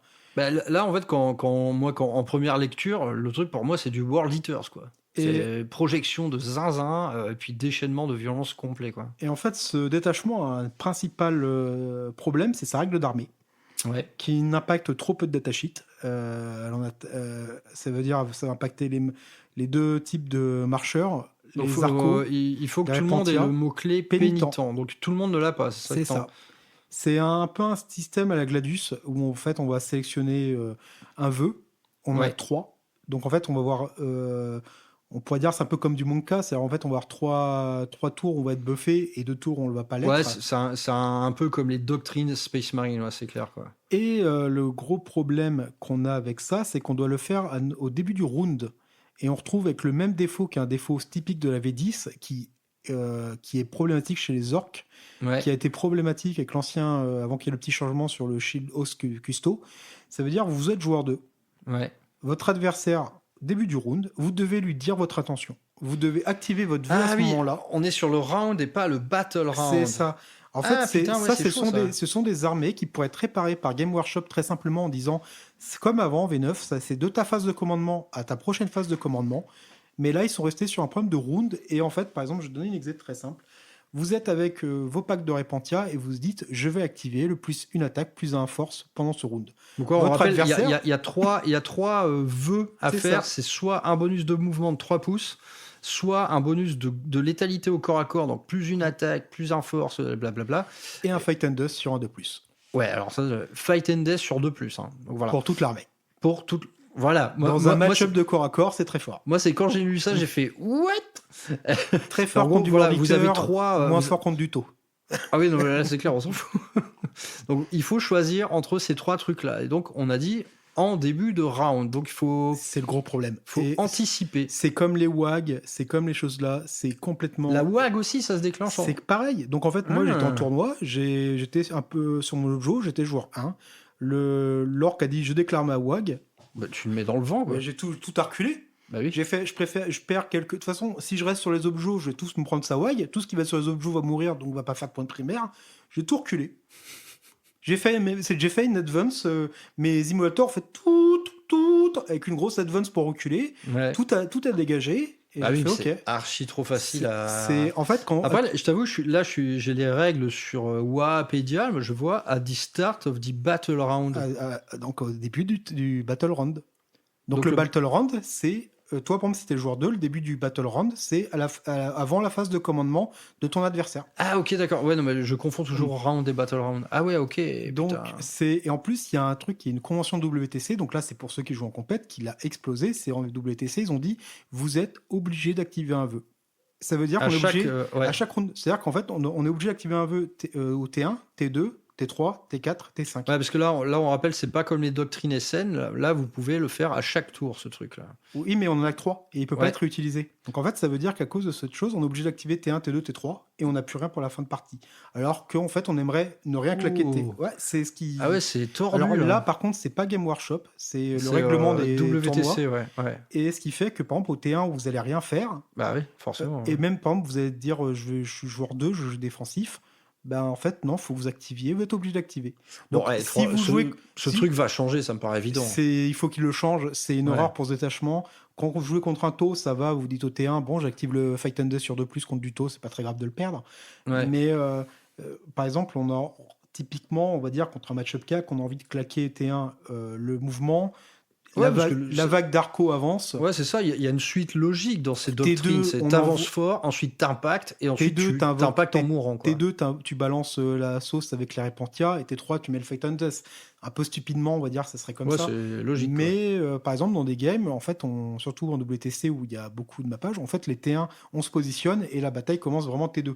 Ouais. Donc en fait, clairement, on a envie de commencer à claquer les vœux au T2 et pas au T1. Ouais, c'est clair. Ouais. Et ce qui fait qu'on a des vœux dans le vent et c'est vraiment, il a beaucoup de problèmes là-dessus. Il est lisible pour l'adversaire si on est joueur 2. C'est trop prévisible. Trop prévisible. En fait, vous êtes sur un détachement qui a un win rate, je n'ai pas les chiffres, mais qui doit avoir un win rate vraiment très très différent entre si le joueur était 1 et T2. Ok, ouais. Et sachant qu'en plus, actuellement dans le jeu, on a plutôt envie d'être joué T2 parce que le joueur T2 a beaucoup plus d'avantages que le joueur T1 en compétitif. Bah là, en plus, on se retrouve avec un détachement qui veut jouer contre la méta en étant T1, un peu comme les orques. Et les orques aujourd'hui sont très bien, mais quand ils sont joueurs 2, l'adversaire il lit tout, il a la connaissance de ce qu'ils vont faire. Donc, en vérité, s'il y a un problème dans ce détachement, ça tient un peu de choses. C'est les règles et il change battle round par round. Ah là, et là, tu te retrouves avec un truc. Là, le détachement redevient beaucoup plus jouable, Après, il y a ce côté que moi j'aime pas trop parce qu'il est, en fait, il impacte peu de datasheet. Donc en fait, la liste va être très simple. Vous jouez plein d'Arco, plein de Repentia. Ouais, bon, derrière, le Triomphe, Morven et des casticators pour assister. Quelques unités MSU à côté, peut-être un. Mais voilà. Après, vous êtes dans l'ultra-agression. Ouais, moi ça me parle. Et en trips de jeu, sur ce détachement, il y a des choses très très drôles quand même. C'est qu'on a des petits tricks comme par exemple envoyer des arcoflagellants T1 dans la base adverse. Oui, ils traversent la table. Tu bouges de base de 7. Ouais. Tu as plus 3 avec ton bonus si tu l'as claqué. Ouais. Tu as plus 2 avec le triomphe de Sainte-Catherine. Tu as plus 1 à ton advance. Tu as claqué un petit dé de x6. Tu dois être à 19. Un peu même, tu as plus de 19, tu dois être à 21, quelque chose comme ça. Derrière, tu claques un CP, advance et charge. Là, c'est facile comme tout. Quoi. Et en fait, tu peux être très, très, très, très vite chez l'adversaire. Tu fais ça. Là, je dis pas que c'est un truc compétitif, mais c'est un truc rigolo quand tu joues contre un pote. T'envoies ça, le pack d'arco-flagellants avec un prêtre sur lequel tu as mis l'invula 5+ pour les arcos. Et à son tour, il va devoir gérer des arco-flagellants 2 PV, FNP 5, invula 5. Pour un CP, tu les passes en FNP 4. Oui, là, j'ai un stratagème sous les yeux qui permet de passer à Philopane à 4. Ah, c'est rigolo, sachant que tu peux aussi mettre, envoyer en renfort dès le T1 un pack de, de noviciae à quel on aurait mis un prêtre, qu'on aurait mis ça en avant-garde en infiltrateur. Vu que l'unité a le mot-clé pénitent, elle va aussi bouger via le prêtre, elle va aussi bouger de 3 en plus, donc elle va bouger de 9. Ouais, donc tu Et peux, recharger. tu peux ajouter ce mot-clé Là. pénitent avec la Alors, jonction de prêtre. Non, quoi. alors oui et non. Dans le sens où Game Workshop ont bien dit que, par exemple, si on ajoute, on donne la relique qui donne le mot-clé pénitent à une zéphirine, enfin une chamonesse à réacteur dorsaux, Ouais. avec des zéphirines, l'unité ne devient pas pénitent. Par contre, il y a faudrait que je relise les datasheets, mais les noviciaises ont un petit truc avec le prêtre où en fait l'unité devient pénitent. Il y a une histoire, alors c'est pas le détachement que je connais le mieux, même si je connais le moins bien, mais il y a une histoire où en fait il y a un transfert de mots-clés justement spécial avec les noviciais. Et donc en fait on peut les infiltrer. Vous pouvez très bien faire un truc très drôle, 2 packs de noviciais, chacun avec un prêtre infiltré très très proche de la ligne, un pack d'arco qui part. Qui traverse la table. Ils ont envoyé 30 figurines T1 dans la base adverse. Bah oui, mais moi, tu vois, c'est exactement ce qui représente 53 dossiers. Ouais, bah voilà, mais moi, c'est exactement le genre de truc que je m'imaginais en lisant ce détachement. Donc, ok, il y a un truc qui coince en termes des règles, mais putain, le potentiel du truc, là, tu te fais un match-up, ça versus Blood Angel World Eaters. Mec, putain, c'est le pogo. En fait, l'idée, ce que tu as envie de faire en ça, c'est t'envoies une vague de T1 dans l'adversaire pour commencer à le submerger. Ouais. Et comme ça, en fait, toi, à la fin de ton T1, tu as 3 rhinos au milieu de la map qui sont presque arrivés chez lui, remplis de Repentia. Et lui, à son T1, il fait bon. J'ai ça à gérer chez moi. Et ensuite, il faut que j'aille charger. J'ai les rhinos à gérer. J'ai Morvenval qui a fait une advance aussi, qui est en plein milieu de la carte. J'ai le Triomphe Sainte-Catherine qui avance vers moi. Il m'a juste laissé quelques unités pour screen sa backline pour empêcher les FEP. Bah oui, c'est super fort. Je gère quoi? En fait, c'est un peu. Bon, après, je l'ai pas joué, donc c'est un peu sur le papier ce que je dis. Donc, ceux qui sont spécialistes de détachement vont dire que j'ai des bêtises. Ils ont sûrement raison. Mais est-ce que ces gens existent? Il n'est pas très joué. À titre d'idée, au WTC, là, au championnat du monde, a été joué par l'Allemagne en équipe. Il y a eu un tournoi de 30 joueurs où il a fait un top 1. Mais sinon, c'est vraiment... c'est le 3e détachement en termes de classement. Et moi, personnellement, c'est celui que je pense que je travaillerai le moins pour le moment. Ok, bah déjà, toi, ça va, tu as une collection qu'il faut, mais là, tu te mets à la place d'un débutant. Oui. Pour jouer celui-là, ça, c'est il faut de la figue. Hein. C'est le gros défaut actuel de la V10. Comparé à la V9, la méta était très peu changeante. Il y a eu des petites modifs, mais je veux dire, base V9, tu achètes plein de Repentia, tu joues en V9. Là, c'est clair, si on veut changer un détachement à l'autre, en fait, l'armée, faut une armée à 3000 €. Quoi. Je dis à ça assez souvent, c'est que la V10 récompense les collectionneurs. Par contre, très clairement. Par contre, le débutant, il va falloir choisir un détachement et tu vas bien mettre un an et 1000 € de figue avant d'y arriver. Quoi. Et surtout avec des data slates maintenant tous les 6 mois, j'adore ça parce que je trouve ça redonne un intérêt. Kiffes, toi, hein. En fait, ça redonne un intérêt au jeu, moi je trouve. Je sais que pour les joueurs qui jouent tous les 2 mois, c'est un enfer et je l'entends très très bien de se dire je dois relire, je dois réapprendre. J'arrive. Ils ont changé cette datasheet, ça fait plus la même chose, je suis pas au courant, je l'apprends en plein milieu de la partie. C'est un peu frustrant et c'est pénible, mais c'est vrai que pour les joueurs qui jouent beaucoup. Toi, tu joues beaucoup, ça te plaît, quoi. C'est juste, ça régénère le jeu, ça évite l'ennui, ça. Même moi, par exemple, quand j'ai vu mon détachement avant qu'il y ait datasheet, moi d'ailleurs, c'est ce que j'aime bien, j'ai bien le nerf que j'ai pris. Ouais. Moi, mon anti, c'est qu'on soit sorti broken, que plus personne veut jouer contre nous pendant 6 mois. Ouais, quand le codex Sista est sorti avec les coups en points qu'il y avait dans le codex, mais on savait très bien qu'ils étaient faux. Là, on était sur quelque chose d'affreux. Moi, pour être franc, les coups en points du codex me choquaient pas autant. C'était plutôt au début, il y a eu beaucoup de hype où en fait les joueurs jouaient carrément avec les coups index qui étaient encore beaucoup plus bas. Ouais, clairement. Alors là, je pourrais pas dire le prix que doit coûter chaque unité, mais là, on a des datasheets qu'on voit plus sur le terrain. C'est dommage, ça a pris un peu cher. Ok. Bon, venons-en au 3e détachement qui est, je pense, celui que tu joues le plus, c'est Bringers of Flame. Donc, historiquement, on va dire un peu sueur d'argent. Oui, et très d'actualité. Je veux dire, porteuse de la flamme, on sort des JO. on jouait tous ça pour représenter la France. Pas parce que c'était fort. Une petite cérémonie d'ouverture avec la Sainte Trinité, Bolter, Lance-Flamme, Fuseur, ça aurait eu un certain cachet, quoi. Donc, ce détachement est complètement articulé autour du tir à courte portée. Et de la vitesse. C'est vraiment la vitesse. C'est vraiment le tir à courte portée, mais au bout de quelques games, ce qui fait halluciner les gens, moi les premières games, parce que les gens, waouh, t'as un Eldar, c'est ce qu'on me disait. Ouais, j'ai vu Morvenval traverser la table, quoi. Mais en une phase, quoi. Bah en fait, au maximum, elle peut bouger de 17. Mais c'est avec à peu près les mêmes mécaniques dont on vient de parler avec les arcoflagellants, par exemple. C'est un petit dé de fois pour une advance les bonus de Sainte-Catherine à côté. Et... le mot-clé assaut qui te permet de tirer à courte portée avec des multifufus et blablabla.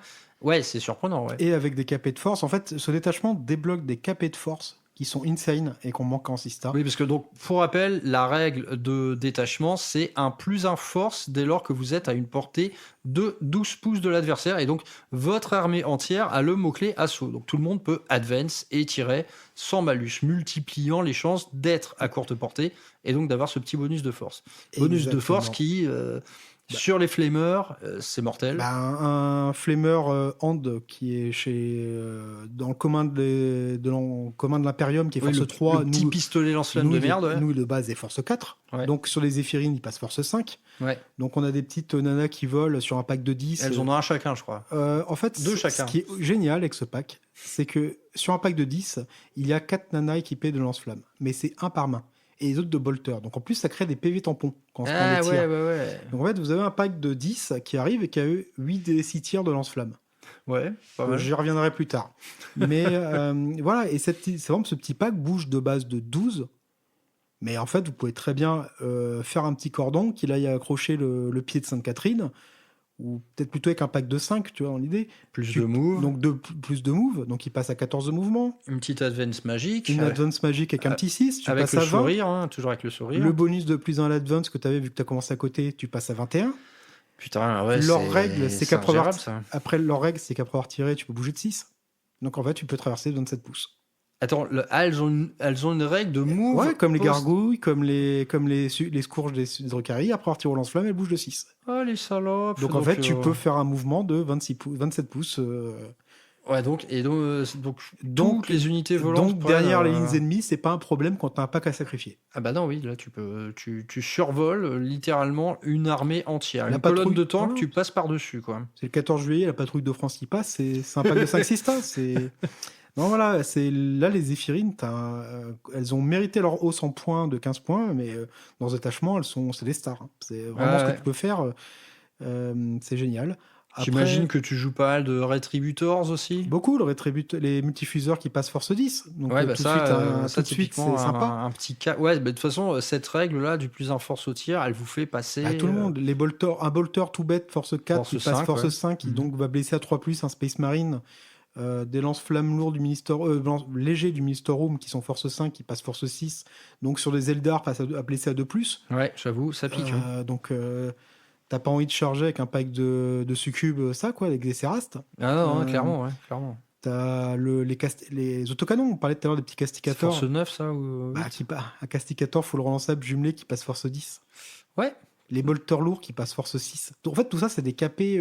Ouais. Par exemple, tout est impactant. C'est vrai que parfois, quand on vous met un plus 1 force, par exemple, au corps à corps, comme j'ai pu avoir le cas en Blue Angel à une époque, ça faisait un peu prout. C'est tout bête. Par exemple, le casticator, tu vas le faire avancer, tu vas le faire tirer sur un châssis en du 10, par exemple, de Space Marine. Tu vas au lieu de toucher à 5+, comme avant, relançable, tu vas le blesser à 4+, relançable. Ouais. Tes bolters lourds, si t'as pas d'autres targets sur quels mettre, tu vas les mettre tous dessus, tu vas blesser à 6 au lieu de 5. À 5 au lieu de 6. 5 reroll. En fait, tout ce détachement débloque des capés de cinglés, comme par exemple Morvenval, qui a un bolter Fidelis qui est à la base du force 6, qui passe force 7. Donc qui, avec un plus 1 bless qu'elle a, va chercher... elle a un plus 1 bless aussi. Elle a toutes les règles, bordel. Et qui va chercher, en fait, juste avec cette règle, au lieu de blesser à 5+, comme dans tous les autres détachements, un gros IK, elle va blesser au bolter à 4+, sur un gros IK. Putain, en fait, c'est chaud, quoi. Ce détachement, en fait, c'est ça qui est génial. Il est mobile et il débloque tout. Il débloque tellement de capes, en fait, de force dans le jeu. Par exemple, souvent en sœur, on a du mal, par exemple, des fois à blesser les orgues, des choses comme ça.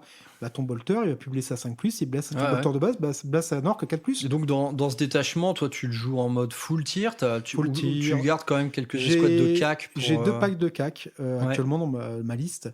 Est-ce qu'on peut appeler ça un pack de pack? J'ai le Morven Pack. Le Morven Pack, ouais. Jeanne d'Arc et ses robots. Qui close pas mal. Hein. Bah, tu m'étonnes qu'ils closent pas mal avec leur masse de merde, là.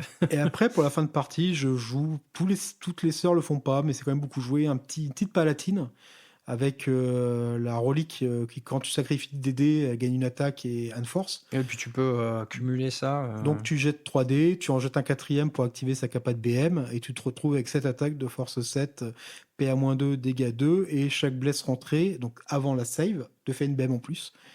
Et ça, tu joues ça avec...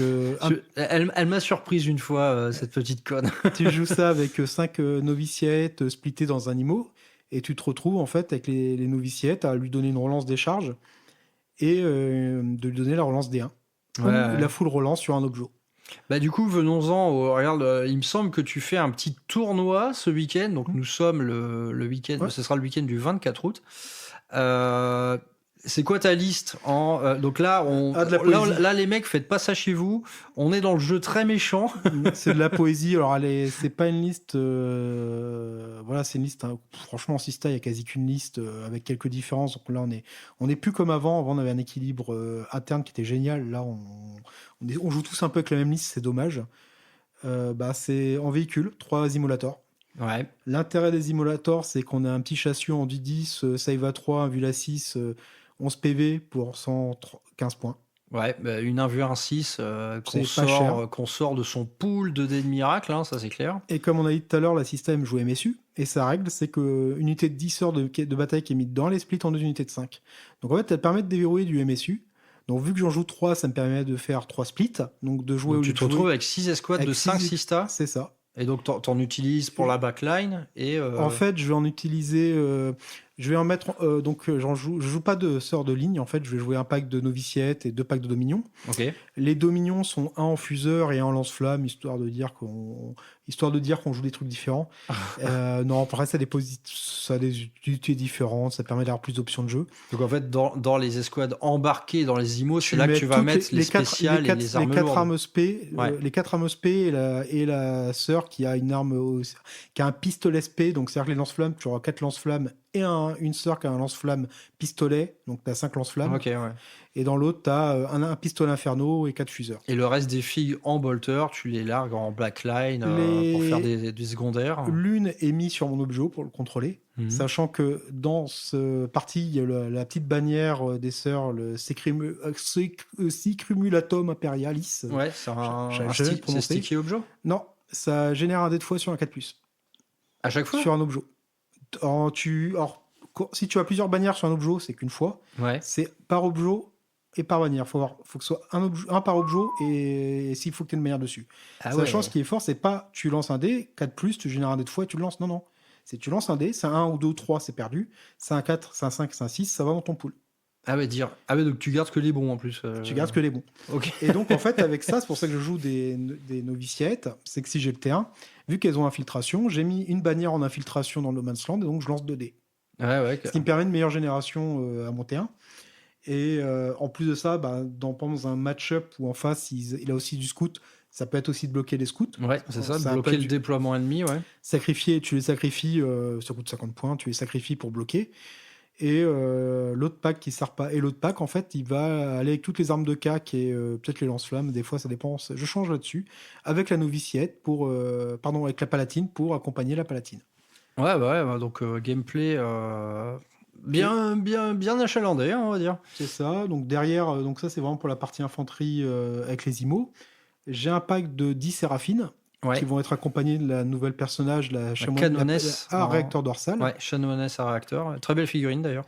Qui a la relique qui lui donne +1 à chaque touche de lance-flamme par lance-flamme. Ouais, donc, j'ai vu ça. Pack, vu qu'elle est équipée d'un lance-flamme, le pack passe de 9 D6 tirs à 9 D6 tirs +9. +9, ouais. Qui donne sustain à tous les bolters et au plasma de la chef. Ah putain, mais la douche de tir, c'est... Ouais, même un 6. T'as un 6 en trop, t'es en fin de partie, t'as une partie égale et t'as un 6 qui traîne. Tu sais pas quoi en tu le faire. fumes, ouais. Non, tu le tu places ton 6 à la touche sur le plasma surchauffé. Ça fait 2 touches de plasma surchauffé. Sur du Space Marine, pour une contestation de points en fin de partie, ça peut faire une diff. Ouais, toujours dans ce délire de gérer la micro en fin de partie. Hein, je Ah oui, vois. non, mais Assista, tu joues. En fait, en plus, je suis quelqu'un qui fait beaucoup d'erreurs T1 et T2.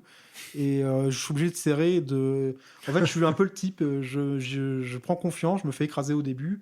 Et après, je sais, bon, maintenant, il faut commencer à jouer. Et il faut se. C'est bon, faut- j'ai faut fini ma faire- bière, maintenant je m'y mets. Quoi. C'est ça, il faut s'y mettre. Et donc ça, c'est pour la partie. Un petit pack de 5 qui, elle, va être là pour mourir en faisant derrière les ennemis. Ou très très fort, vu que ça se déplace beaucoup, c'est très très fort pour aller chasser les personnolopes. Ouais.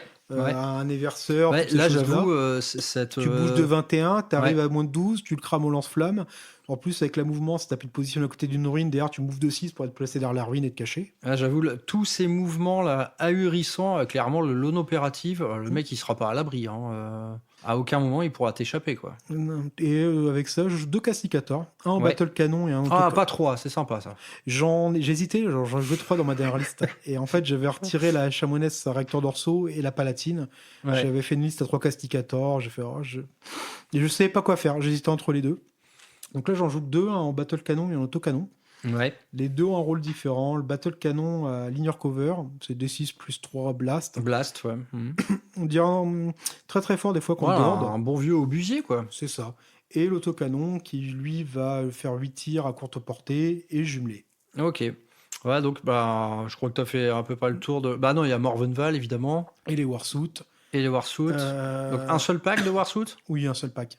et le Triomphe de Sainte-Catherine. Et Tréon Sainte-Catherine qui est devenu auto-inclus, honnêtement, dans toutes les Juste armes. avec ce petit Non.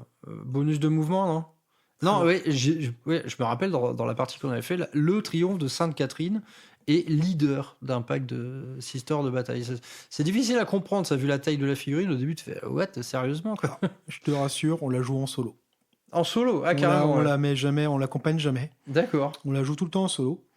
Et le but de la pièce, en fait, c'est d'être insupportable. C'est... vous pouvez, il y a plusieurs gameplays. Moi, je suis plutôt dans le genre à l'envoyer vers le T2. Je l'envoie au moins au combat, plutôt vers le T3, T4. Il y en a qui la laissent en arrière-cour toute la partie. Il y a vraiment toutes les façons de la jouer. Pourquoi elle est insupportable? Parce que déjà, vous devez tuer 18 PV en 1 vue à 4. Ouais.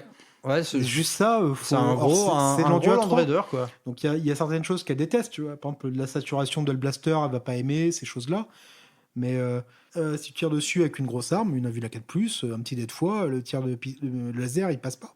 Ouais. Et ces règles, 18 PV avec une invue, j'avoue, ça peut être potentiellement inenlevable, quoi. et donc pour ces nouvelles auras, où elle a bien été up, donc on avait dit, il y a le mouvement, Ouais. une relance des 1 au tir, en Ouais. aura. L'aura donne +1 à la relance des 1 à la blesse. Donc en fait, si vous avez des lance-flammes Force 6 qui sont en train de cramer de l'Eldar, Force 6 touche sur du 2, relance des 1, on est sur des choses assez stables. On en a une qui donne un film d'open en aura, donc pas très utilisée pour moi. Une qui permet de faire 2 actes de fois par unité par phase. Ouais.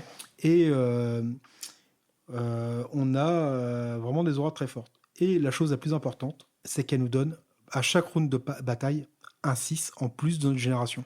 Oh, bordel. Donc, vous générez vos dés de nature et le premier au round, à chaque début de round de bataille, vous avez un 6 gratuit.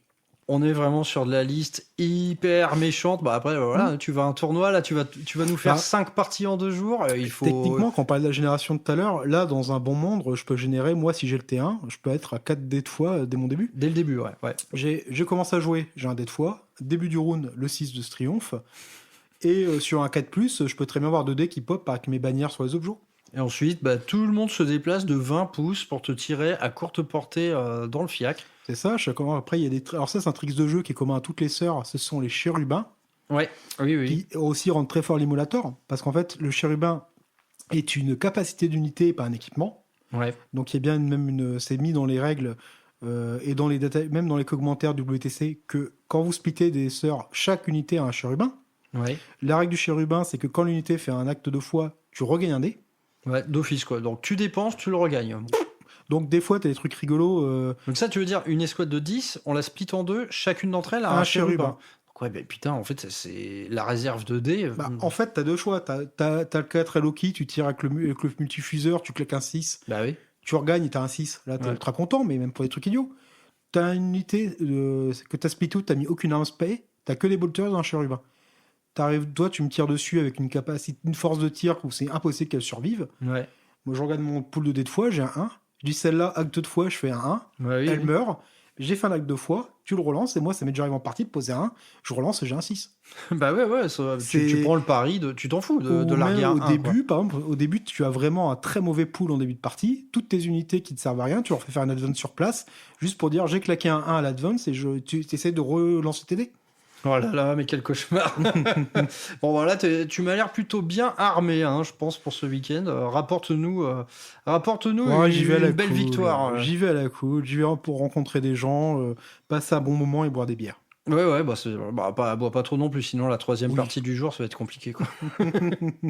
Ok, eh ben, on a bientôt fini, les gars. On est sur le dernier détachement. Là, c'est celui qui me questionnait le plus parce que j'avais du mal à rattacher l'ordre qui allait avec. C'est l'Army of Faith, donc l'armée de la foi. Donc, on pourrait dire c'est un petit mix, surtout, on va dire, de la Rose Sacrée, Ouais. qui était un détachement que j'adorais jouer en V9, mais qui était vraiment nul, mais il me faisait marrer. Mhm. Sa règle en V9, c'était que quand tu faisais un acte de foi et que tu utilisais un dé, sur un 4+, tu regagnais un dé. Oh putain. Et c'était super drôle. Tu terminais. Le casino, quoi. C'était le casino. C'était vraiment très très drôle. C'était vraiment. Moi, je jouais ça contre les débutants parce que c'était vraiment pas fort. Ça n'a jamais été joué méta.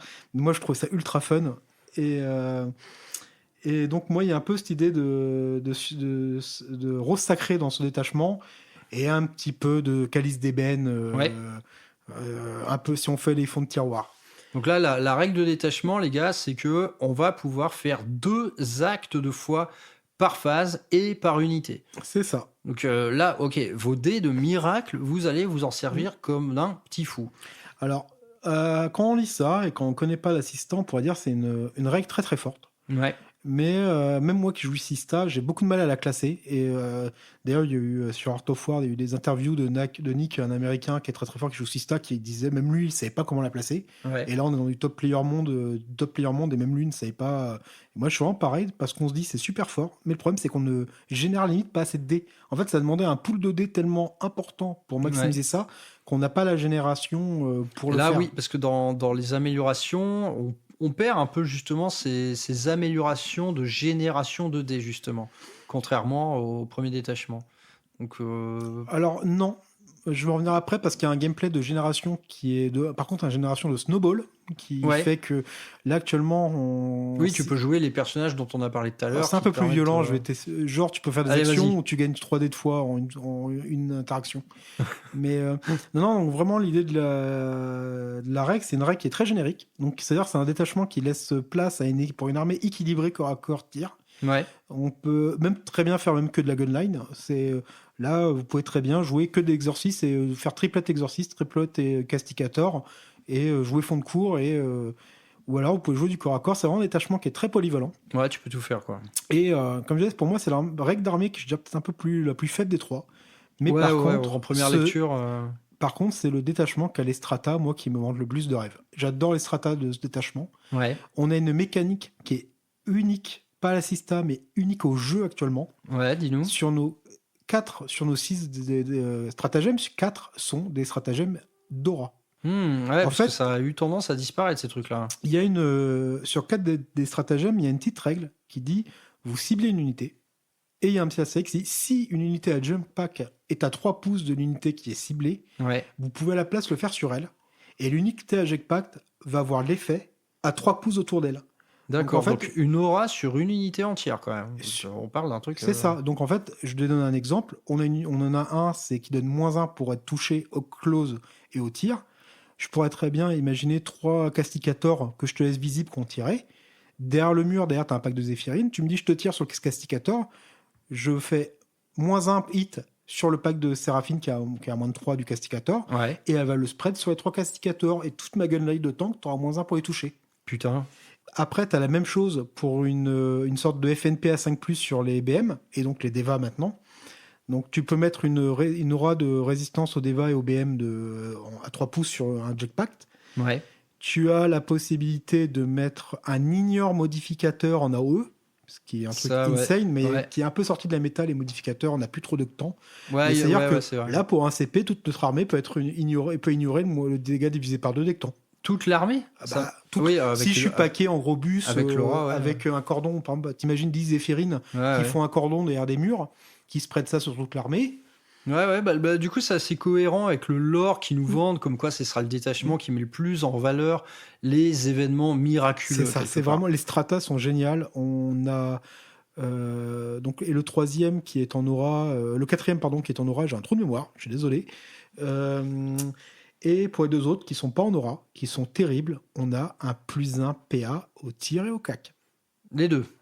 Ok. On peut le faire, alors tu dois payer, si tu veux le faire aux 2, il faudra payer 2 CP. Ouais. Mais tu peux le faire au cac et au close. Et en fait, tu te retrouves avec des KP qui deviennent sexy. C'est-à-dire que tu refais passer des Repentia PA-3. Ouais, comme au bon vieux temps. Tu peux faire passer avec... Alors, c'est un peu idiot, mais c'est dans ce détachement que tu peux faire un combo. Tu fais passer les multifuseurs PA-6, Senior 5, Cover 6. Moins 6. Ouais, avec le buff du Casticator qui met aussi -1 PA. Ok, donc là, genre PA-6, c'est-à-dire que même un Land Raider à couvert, et il a plus de sauvegarde. Quoi. Non. Ah, mais non, il ignore cover. Un Land Raider à couvert avec armure du mépris n'a pas de save. C'est pas la même chose. Ah, la saloperie, quoi. Et même le bolter lourd de Morven passe PA-3. Ok, ouais, donc là, vraiment, grosse menace, quoi. Ouais, c'est même un Casticator. Tu prends la, Ah oui, la parce que déche- avec les le trois- gros défaut du Castigator, c'est sa PA. Là, Tu tires avec un Casticator, tu mets le buff, l'autre il tire, les bolters et avec une guidance, les bolters lourds des Casticator et pas -3. Ouais. Donc en fait, t'as vraiment des trucs rigolos, ou même par exemple des choses qui n'ont jamais été jouées, comme par exemple des Sacre-Saint avec les masses, qui étaient Ouais. juste dégâts 2, PA-1. Mhm. Tu leur mets ça, PA-2. Ouais. Aura de Sainte-Catherine, +1 PA. Tes masses, elles passent PA-3. Là, elle commence à devenir des Ah là, custos, quoi. et en fait, c'est même des arcoflagellants, ils passent PA-2. Donc ouais, bah finalement... En fait, t'as beaucoup de synergies qui sont faisables entre des unités de tir, des unités de cac, Ouais. et en fait, c'est vraiment pour moi le détachement limite le plus polyvalent. Bah, c'est celui où, Qui est lent, par où contre. il y a le plus de potentiel à crafter de la liste originale. Un petit C'est peu. ça, vraiment. Alors actuellement, malheureusement, comme on disait, il est beaucoup dépendant des unités à Jetpack Oui. et des Séraphines, Ouais. qui sont pour moi l'unité qui a pris le up le plus injustifié du Data Slice, ce qui fait que pour moi, il est très durement jouable à cause du prix des unités d'infanterie Sœurs, ça veut dire les Zéphyrines qui sont beaucoup trop chères, et peut-être à discuter, mais les Sacre-Saints qui sont trop chers. Ouais. Pareil, les Sacre-Saints, t'as envie d'en jouer des packs dedans. Oui, bah, en plus, c'est Euh, tellement stylé, quoi. Il y a peut-être un problème de coût sur ces unités qui font que... On verra peut-être plus tard, mais là, moi, je dis que là, en tout cas, pour moi, au niveau des détachements, la V10 va être une très bonne extension, très bonne version pour la Sista maintenant qu'on a notre codex. On a 4 détachements, donc ce qui n'est pas beaucoup. Comme je disais, Sista plus Custo, ensemble, on fait à peine le chaos. Ouais, c'est clair. Ouais, mais on aura des gameplays très différents. C'est vrai que là, vu tout ce qu'on raconte, moi, idem, quoi, à la sortie du collège, je me disais, ah putain, 4 détachements, ils déconnent un peu, tu vois, comme les custos, ça semblait peu, même les taux, tu vois, ont que 4 détachements. Donc des factions quand même terriblement iconiques, en sont réduites à 4 détachements.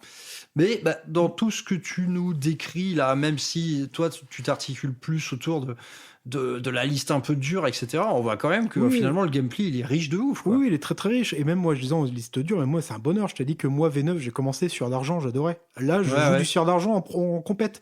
Ce qui m'embête, c'est que tout le monde joue ça. Mais sinon, moi, c'est un plaisir. En fait, ta faction, ton détachement de cœur est devenu le prédateur. Je veux juste limite être nerf parce que je veux plus voir tout le monde qui joue ça parce que c'est fort et me redire, c'est bon, je peux en jouer. C'est un peu le truc de jouer méta, mais de pas aimer être le truc le plus méta. Non, parce que c'est bien quand t'es pas non plus la liste la plus méta du game. C'est fort parce que quand tu joues contre quelqu'un, il sait pas jouer contre toi. Alors que quand t'as le truc que tout le monde joue, bah, en fait, tu pièges pas les gens. Même s'il faut pas piéger, c'est de la tension, mais je veux dire, les gens ont des automatismes. Ouais. Là, pardon, je reviens vite fait sur le détachement. Tu m'as demandé pour la génération des fois. Ouais. Il y a un combo qui est rigolo. C'est dedans, on a la relique de l'épée de Saint-Hélénor. Et le personnage qu'on est équipé, s'il tue une figurine, c'est même pas il doit détruire l'unité, il doit tuer une figurine, il gagne un dé de foi. Ah oui, d'office, quoi. C'est une chamonesse, les chamonesses ont gagné la même règle que les capitaines Space Marine, d'avoir le CP gratos. Ouais. Enfin, le stratagème pour 0 Réduction CP. des... Ouais. Et les stratagèmes que je t'ai dit qui donnaient le plus 1 PA, et on a aussi un stratagème qui donne lance dans le détachement, c'est 2 stratagèmes. Si on détruit l'unité, on génère un dé de foi. C'est cumulable. Donc tu peux arriver avec ton pack de Sacre-Saint, dans lequel tu as une chamonesse à pied avec la relique, claquer les deux, un pour 0 CP et l'autre pour 1 CP.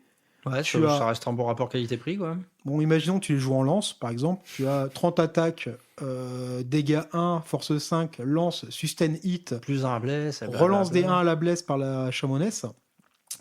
Voilà, et tout le machin. La PA qui passe -2 à -3. Suffit que tu sois sur le côté trompe de Catherine, tu repasses PA -4. Enfin, t'as des petits combos comme ça, mais T'as après, les tu vas cure-dents, sur les auras. les petits cure-dents, ils commencent Ou à des piquer. masses Hein. PA -3, dégâts 2. Oui, les masses Et en aussi, fait, si tu arrives à clean l'unité, les deux stratas te font proc un dé de fois. ouais. Et l'unité de le fait que la chamoinesse ait tué une figurine avec la relique de Sainte-Catherine, Ouais. pardon, de Saint-Éléonore, l'épée de Saint-Éléonore, tu génères 3 dés de fois en tout. Ah ouais, direct, quoi.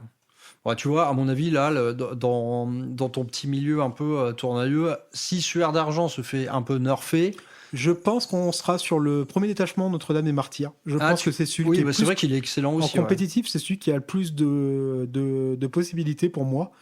Et après, pour moi, le détachement du Penitence Hall est trop compliqué à jouer, trop lisible. Et en fait, c'est un détachement, je pense, qui va faire des pertes de temps en temps, parce Ouais. que les gens ne sauront pas jouer contre. Mais c'est ça, ouais. Et ils Parce vont que, se prendre attends, des là, tu culs, te fais surprendre. Ils vont se faire suivre. C'est ça. En fait, mais par contre, quand ils vont commencer à savoir jouer contre, et si un jour ça devient méta, je veux dire, de la Répentia, ça tape très fort. Ah bah, laisse tomber. Ouais. Tu leur mets un lance-flamme devant les miches, ça n'a pas En envie de gros, sortir derrière la ruine. Hein.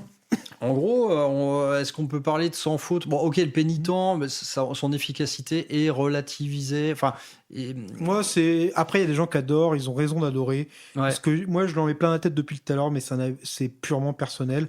J'aurais préféré avoir un Bloody Rose qui buffait aussi les Séraphines, qui buffait toutes les unités CAC. Ouais. Je suis un petit Ouais, peu la déçu. bonne vieille armée de 6 stats toute rouge, Mais- ouais, elle manque un peu peut-être. Mais ouais. j'adore et je suis très content je reviens parce que j'ai un peu taclé ce détachement, mais je suis très heureux que les figurines pénitents, enfin pas pénitents, du Mister Room ont gagné le mot-clé Adepta Sororitas comparé à la V10, Ouais. qui font qu'ils bénéficient parce que c'est un plaisir de les jouer. J'ai 4 machines de pénitence, j'ai 4 Mortifier, j'ai 30 Répentia, j'ai 30 Arco, j'en ai Ouais, même tu 38 peux, des Arco. tu peux nous sortir une liste de. J'ai 2 prêtres, je peux la sortir. Full pénitent, quoi. Mais Ouais, ça va être trop marrant à jouer, quoi. j'en ferai une un peu plus tard, mais moi, c'est vrai que c'est le détachement qui me hype le moins. Et même s'il y a des trucs rigolos dedans, t'as le combo Palatine Répentia.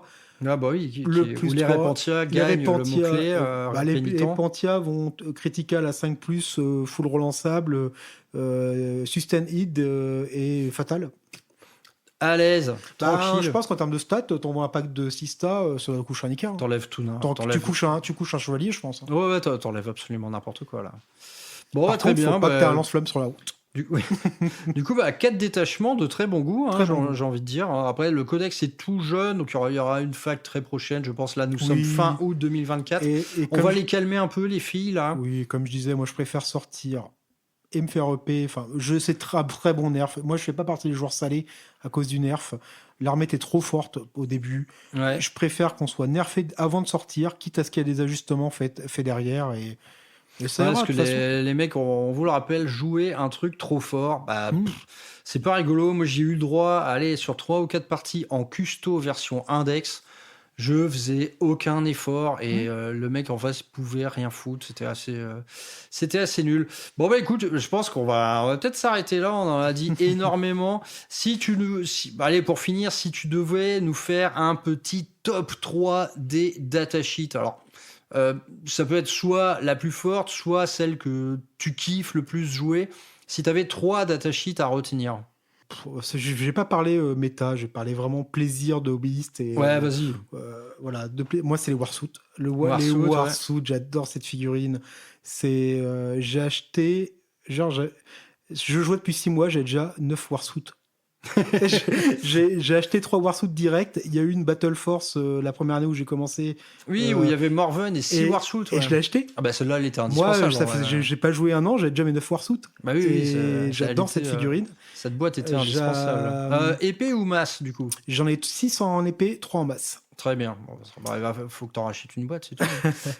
Et après, la FIC, elle est pas belle, mais j'ai un truc, j'adore le Casticator. En Ouais. autocanon, je Ah trouve bah- qu'il a un flow. Attends, moi, je me suis pas vraiment prononcé sur les figues, la Sororita, mais en fait, j'adore tout. Hein. Moi, cette armée, elle est ouf, quoi. Et ouais, les blindés, l'exorciste, Oh oui, l'immolator, l'exorciste. elles sont incroyables. En plus, moi, ce qui me fait marrer, c'est que c'est des châssis Rhino Alors, c'est le châssis qu'on connaît depuis 30 ans. Moi, par exemple, tu vois, dans mes armées SM, j'ai même pas peint de Rhino parce que ça me fait chier de peindre un truc aussi vieux. Mais alors, côté Sororita, ben voilà, là, c'est le Rhino. Là, on parle du tuning impérial. Hein, et c'est vrai que le petit dernier, le Castigator, il a une gueule Mais terrible. il Hein. est terrible. Enfin, il a une vague, vraiment tank. Ouais, c'est le Panzer Division Sista, quoi. Ouais, voilà, pour ceux qui ont la ref, moi je vois l'album de Marduk. C'est... Un petit Sista Marduk, ben oui, c'est ça qui fait plaisir. Mais voilà, après, et la dernière, je dirais, c'est pour lui rendre hommage. C'est la datasheet la plus éclatée et un peu ma déception du codex parce que c'était en index une daube. Ouais. Elle est restée une daube et c'est un des persos les plus forts de la V9. Et à tous les joueurs Sista qui savent très bien de qui je vais parler, ayons une pensée émue pour nos dogmata qui n'ont pas bougé des armoires depuis plus d'un an. Ouais. Et qui Les est dogmata, la rappelle-moi, je me rappelle même plus ce que La c'est dogmata en V9, c'était le prêtre, la femme prêtre qui était casquée, qui avait un visage horrible, que tous les Ouais. joueurs système mettaient le casque. Ah oui, tout le monde lui avait fait. Ouais, c'était Et une tempête en de mèmes encore à En l'époque. fait, ouais. c'était le seul prêtre qui pouvait chanter 2 hymnes à la Ouais. phase de commandement. Donc typiquement, on mettait le plus une attaque sur les Repentia et le plus un advance, plus un à la charge, et on envoyait. En fait, elle restait à côté des bacs de Repentia, les buffait en boucle. Ouais. Et aujourd'hui, c'est une purge. J'ai essayé même de la jouer parce qu'elle a un combo avec de la foi, mais ça ne marche mal. En fait, c'est qu'elle donne plus un OC à son unité. Ouais. En Sista, c'est pas ce qu'on cherche. Bon, ouais, je pense pas. Et elle donne un malus de 1 au test de commandement des ennemis autour d'elle. Passionnant. Ouais, mais dans l'autre détachement, on a une relique qui fait qu'à la phase de mouvement ou de tir, au début, je sais plus, on provoque un battle Ouais, tu déclenches Choc. tes Battle Shock. chez l'ennemi, et Mhm. en plus, il réussit en général 2 fois. Donc là, on s'était dit, oh, il y a peut-être un truc avec son bonus de -1. Ouais. En fait, la figurine coûte 45 points, elle est hors de prix pour ce qu'elle fait. L'OC, on s'en fout. Elle aurait rajouté, par exemple, à l'unité plus une attaque. On l'aurait mis direct, on aurait fait un pack sacro-saint avec ça, qui serait allé, qui aurait essayé de faire des battle shock pour éviter que l'adversaire claque un fight and death. Ouais. Il y aurait eu des trucs. Mais là, l'unité, ils n'ont pas réussi à la sauver. Je crois qu'on va la laisser sur les armoires. Ouais, jusqu'en c'est V11. dommage. La figurine était plutôt mignonne, un peu statique. Avec son casque. Oui, ouais. Bah, oui, allez, pour conclure l'émission, il y en a beaucoup qui râlent sur les visages féminins de chez Game Workshop. On a quand même quelques têtes de Sista Ouais. qui, au mieux, ressemblent à une poissonnière de 140 kilos, quoi. Après, est-ce que quel est le regard d'une femme qui te court dessus avec un Eviscerator Telle est la question. Non, Ouais, mais oui, j'avoue il y a que- beaucoup ça. Et moi, je sais qu'il y a aussi certaines que je déteste. Il y en a que je trouve sublimes, surtout. Là, je sais qu'il y a eu quelques débats sur la dernière Palatine Rector d'Orso, sur sa tête en mode corps à corps, hallebarde. Moi, ça va, je la trouve. Voilà, la pauvre, elle est en train de voler, elle a déchiqueté, elle a tué plus de 50 personnes à la suite, elle commence à être essoufflée. Ouais, non, donc, mais. ouais, ouais. ces visages, tu vois, qui. Un tout peu stéroïdes, Ouais, un trop peu stéroïdés. tout crispé, stéroïdé. Ouais, après, je pense Il y en a, ça passe. Il y en a, oui, il y en a certains qui sont très très moches. Mais je trouve que dans l'ensemble, on s'en tire bien. En plus, c'est quand même des visages féminins, des sculptures très petites. Donc forcément, pour eux, pour les détails, en plus, ça va être beaucoup plus dur. Ouais. Mais c'est vrai que Game Workshop, il souffre un petit peu sur les visages comparé à d'autres créateurs, hein, parfois. Mais bon, globalement, on va pas venir chialer. La gamme Sista, ça reste un petit chef-d'œuvre, hein, franchement. C'est une armée qui, sur table, t'en mets plein la poire, quoi. Ouais, et moi, des vitraux, des dorures. Et moi, il y a une forme de visage que j'adore. C'est celles qui sont à moitié masquées. Ouais. C'est celles qui ont des respirateurs à lance-flammes. C'est celles qui ont Oui. les masques de respiration qui cachent c'est- la bouche. Et en fait, on voit juste une petite partie entre les cheveux et moi, celles-là, c'est toujours un plaisir à les peindre. Ouais. Quand je les ai vus au début avec les positionnements, en fait, non, c'est vraiment des têtes que Je j'adore leur fais peindre. un petit make-up là, juste au-dessus du casque qui permet de pas inhaler des gaz de lance-flamme lourd. Bon bref, la Sista, pour résumer, c'est une armée géniale, hein. Iconique, magnifique visuellement, et comme on vient de le voir, en termes de jeu, ça plaisante pas non plus. Donc je pense que... Oui, en plus, c'est nous qui tenons l'Aperium au bout des bras. Ouais, j'ai déjà entendu parler de cette théorie. Ouais. Est-ce que des Sista sont déjà rebellés contre l'Empereur? Je sais pas. Non, non, merde. En fait, si, mais on connaît pas. Elles sont pas beaucoup. Allez, c'est ça. Censuré pour votre sécurité, les gars. Bon, ben écoutez, les amis, on va s'arrêter là. J'espère que cette longue review de l'Adeptas Sororitas vous aura plu. Donc, avec notre ami Christur, qui est un joueur plus énervé que la normale des invités ici. Mais c'est bien aussi, on parle à tout le monde. Hein, on n'est pas... on est tout à fait méta-compatible sur Huralammer tant que ça se fait dans le bon esprit. Ben, Christur, maintenant, on va se faire un petit fight. Ouais. Hein. On va se faire un petit fight Army of Faith versus Sons of Sanguinus. Bon, évidemment, maintenant j'ai peur, vu que je sais comment ça marche. Et ben bon, on va boire un coup ici par la même occasion. Bon, les amis, on vous laisse là. On fait la bise à tous les copains du Saint Hobby, hein, naturellement. Et les Faction Focus en duo se poursuivent. Si vous voulez participer, n'hésitez pas à vous manifester sur le Discord. Je vous dis à plus tard, les petits gars. Christur, je te laisse le dernier mot. Bonne journée à tous, ou bonne soirée selon l'heure d'écoute, et merci pour l'invitation. Oh, mais il est trop mignon. Allez, à plus tard, les mecs.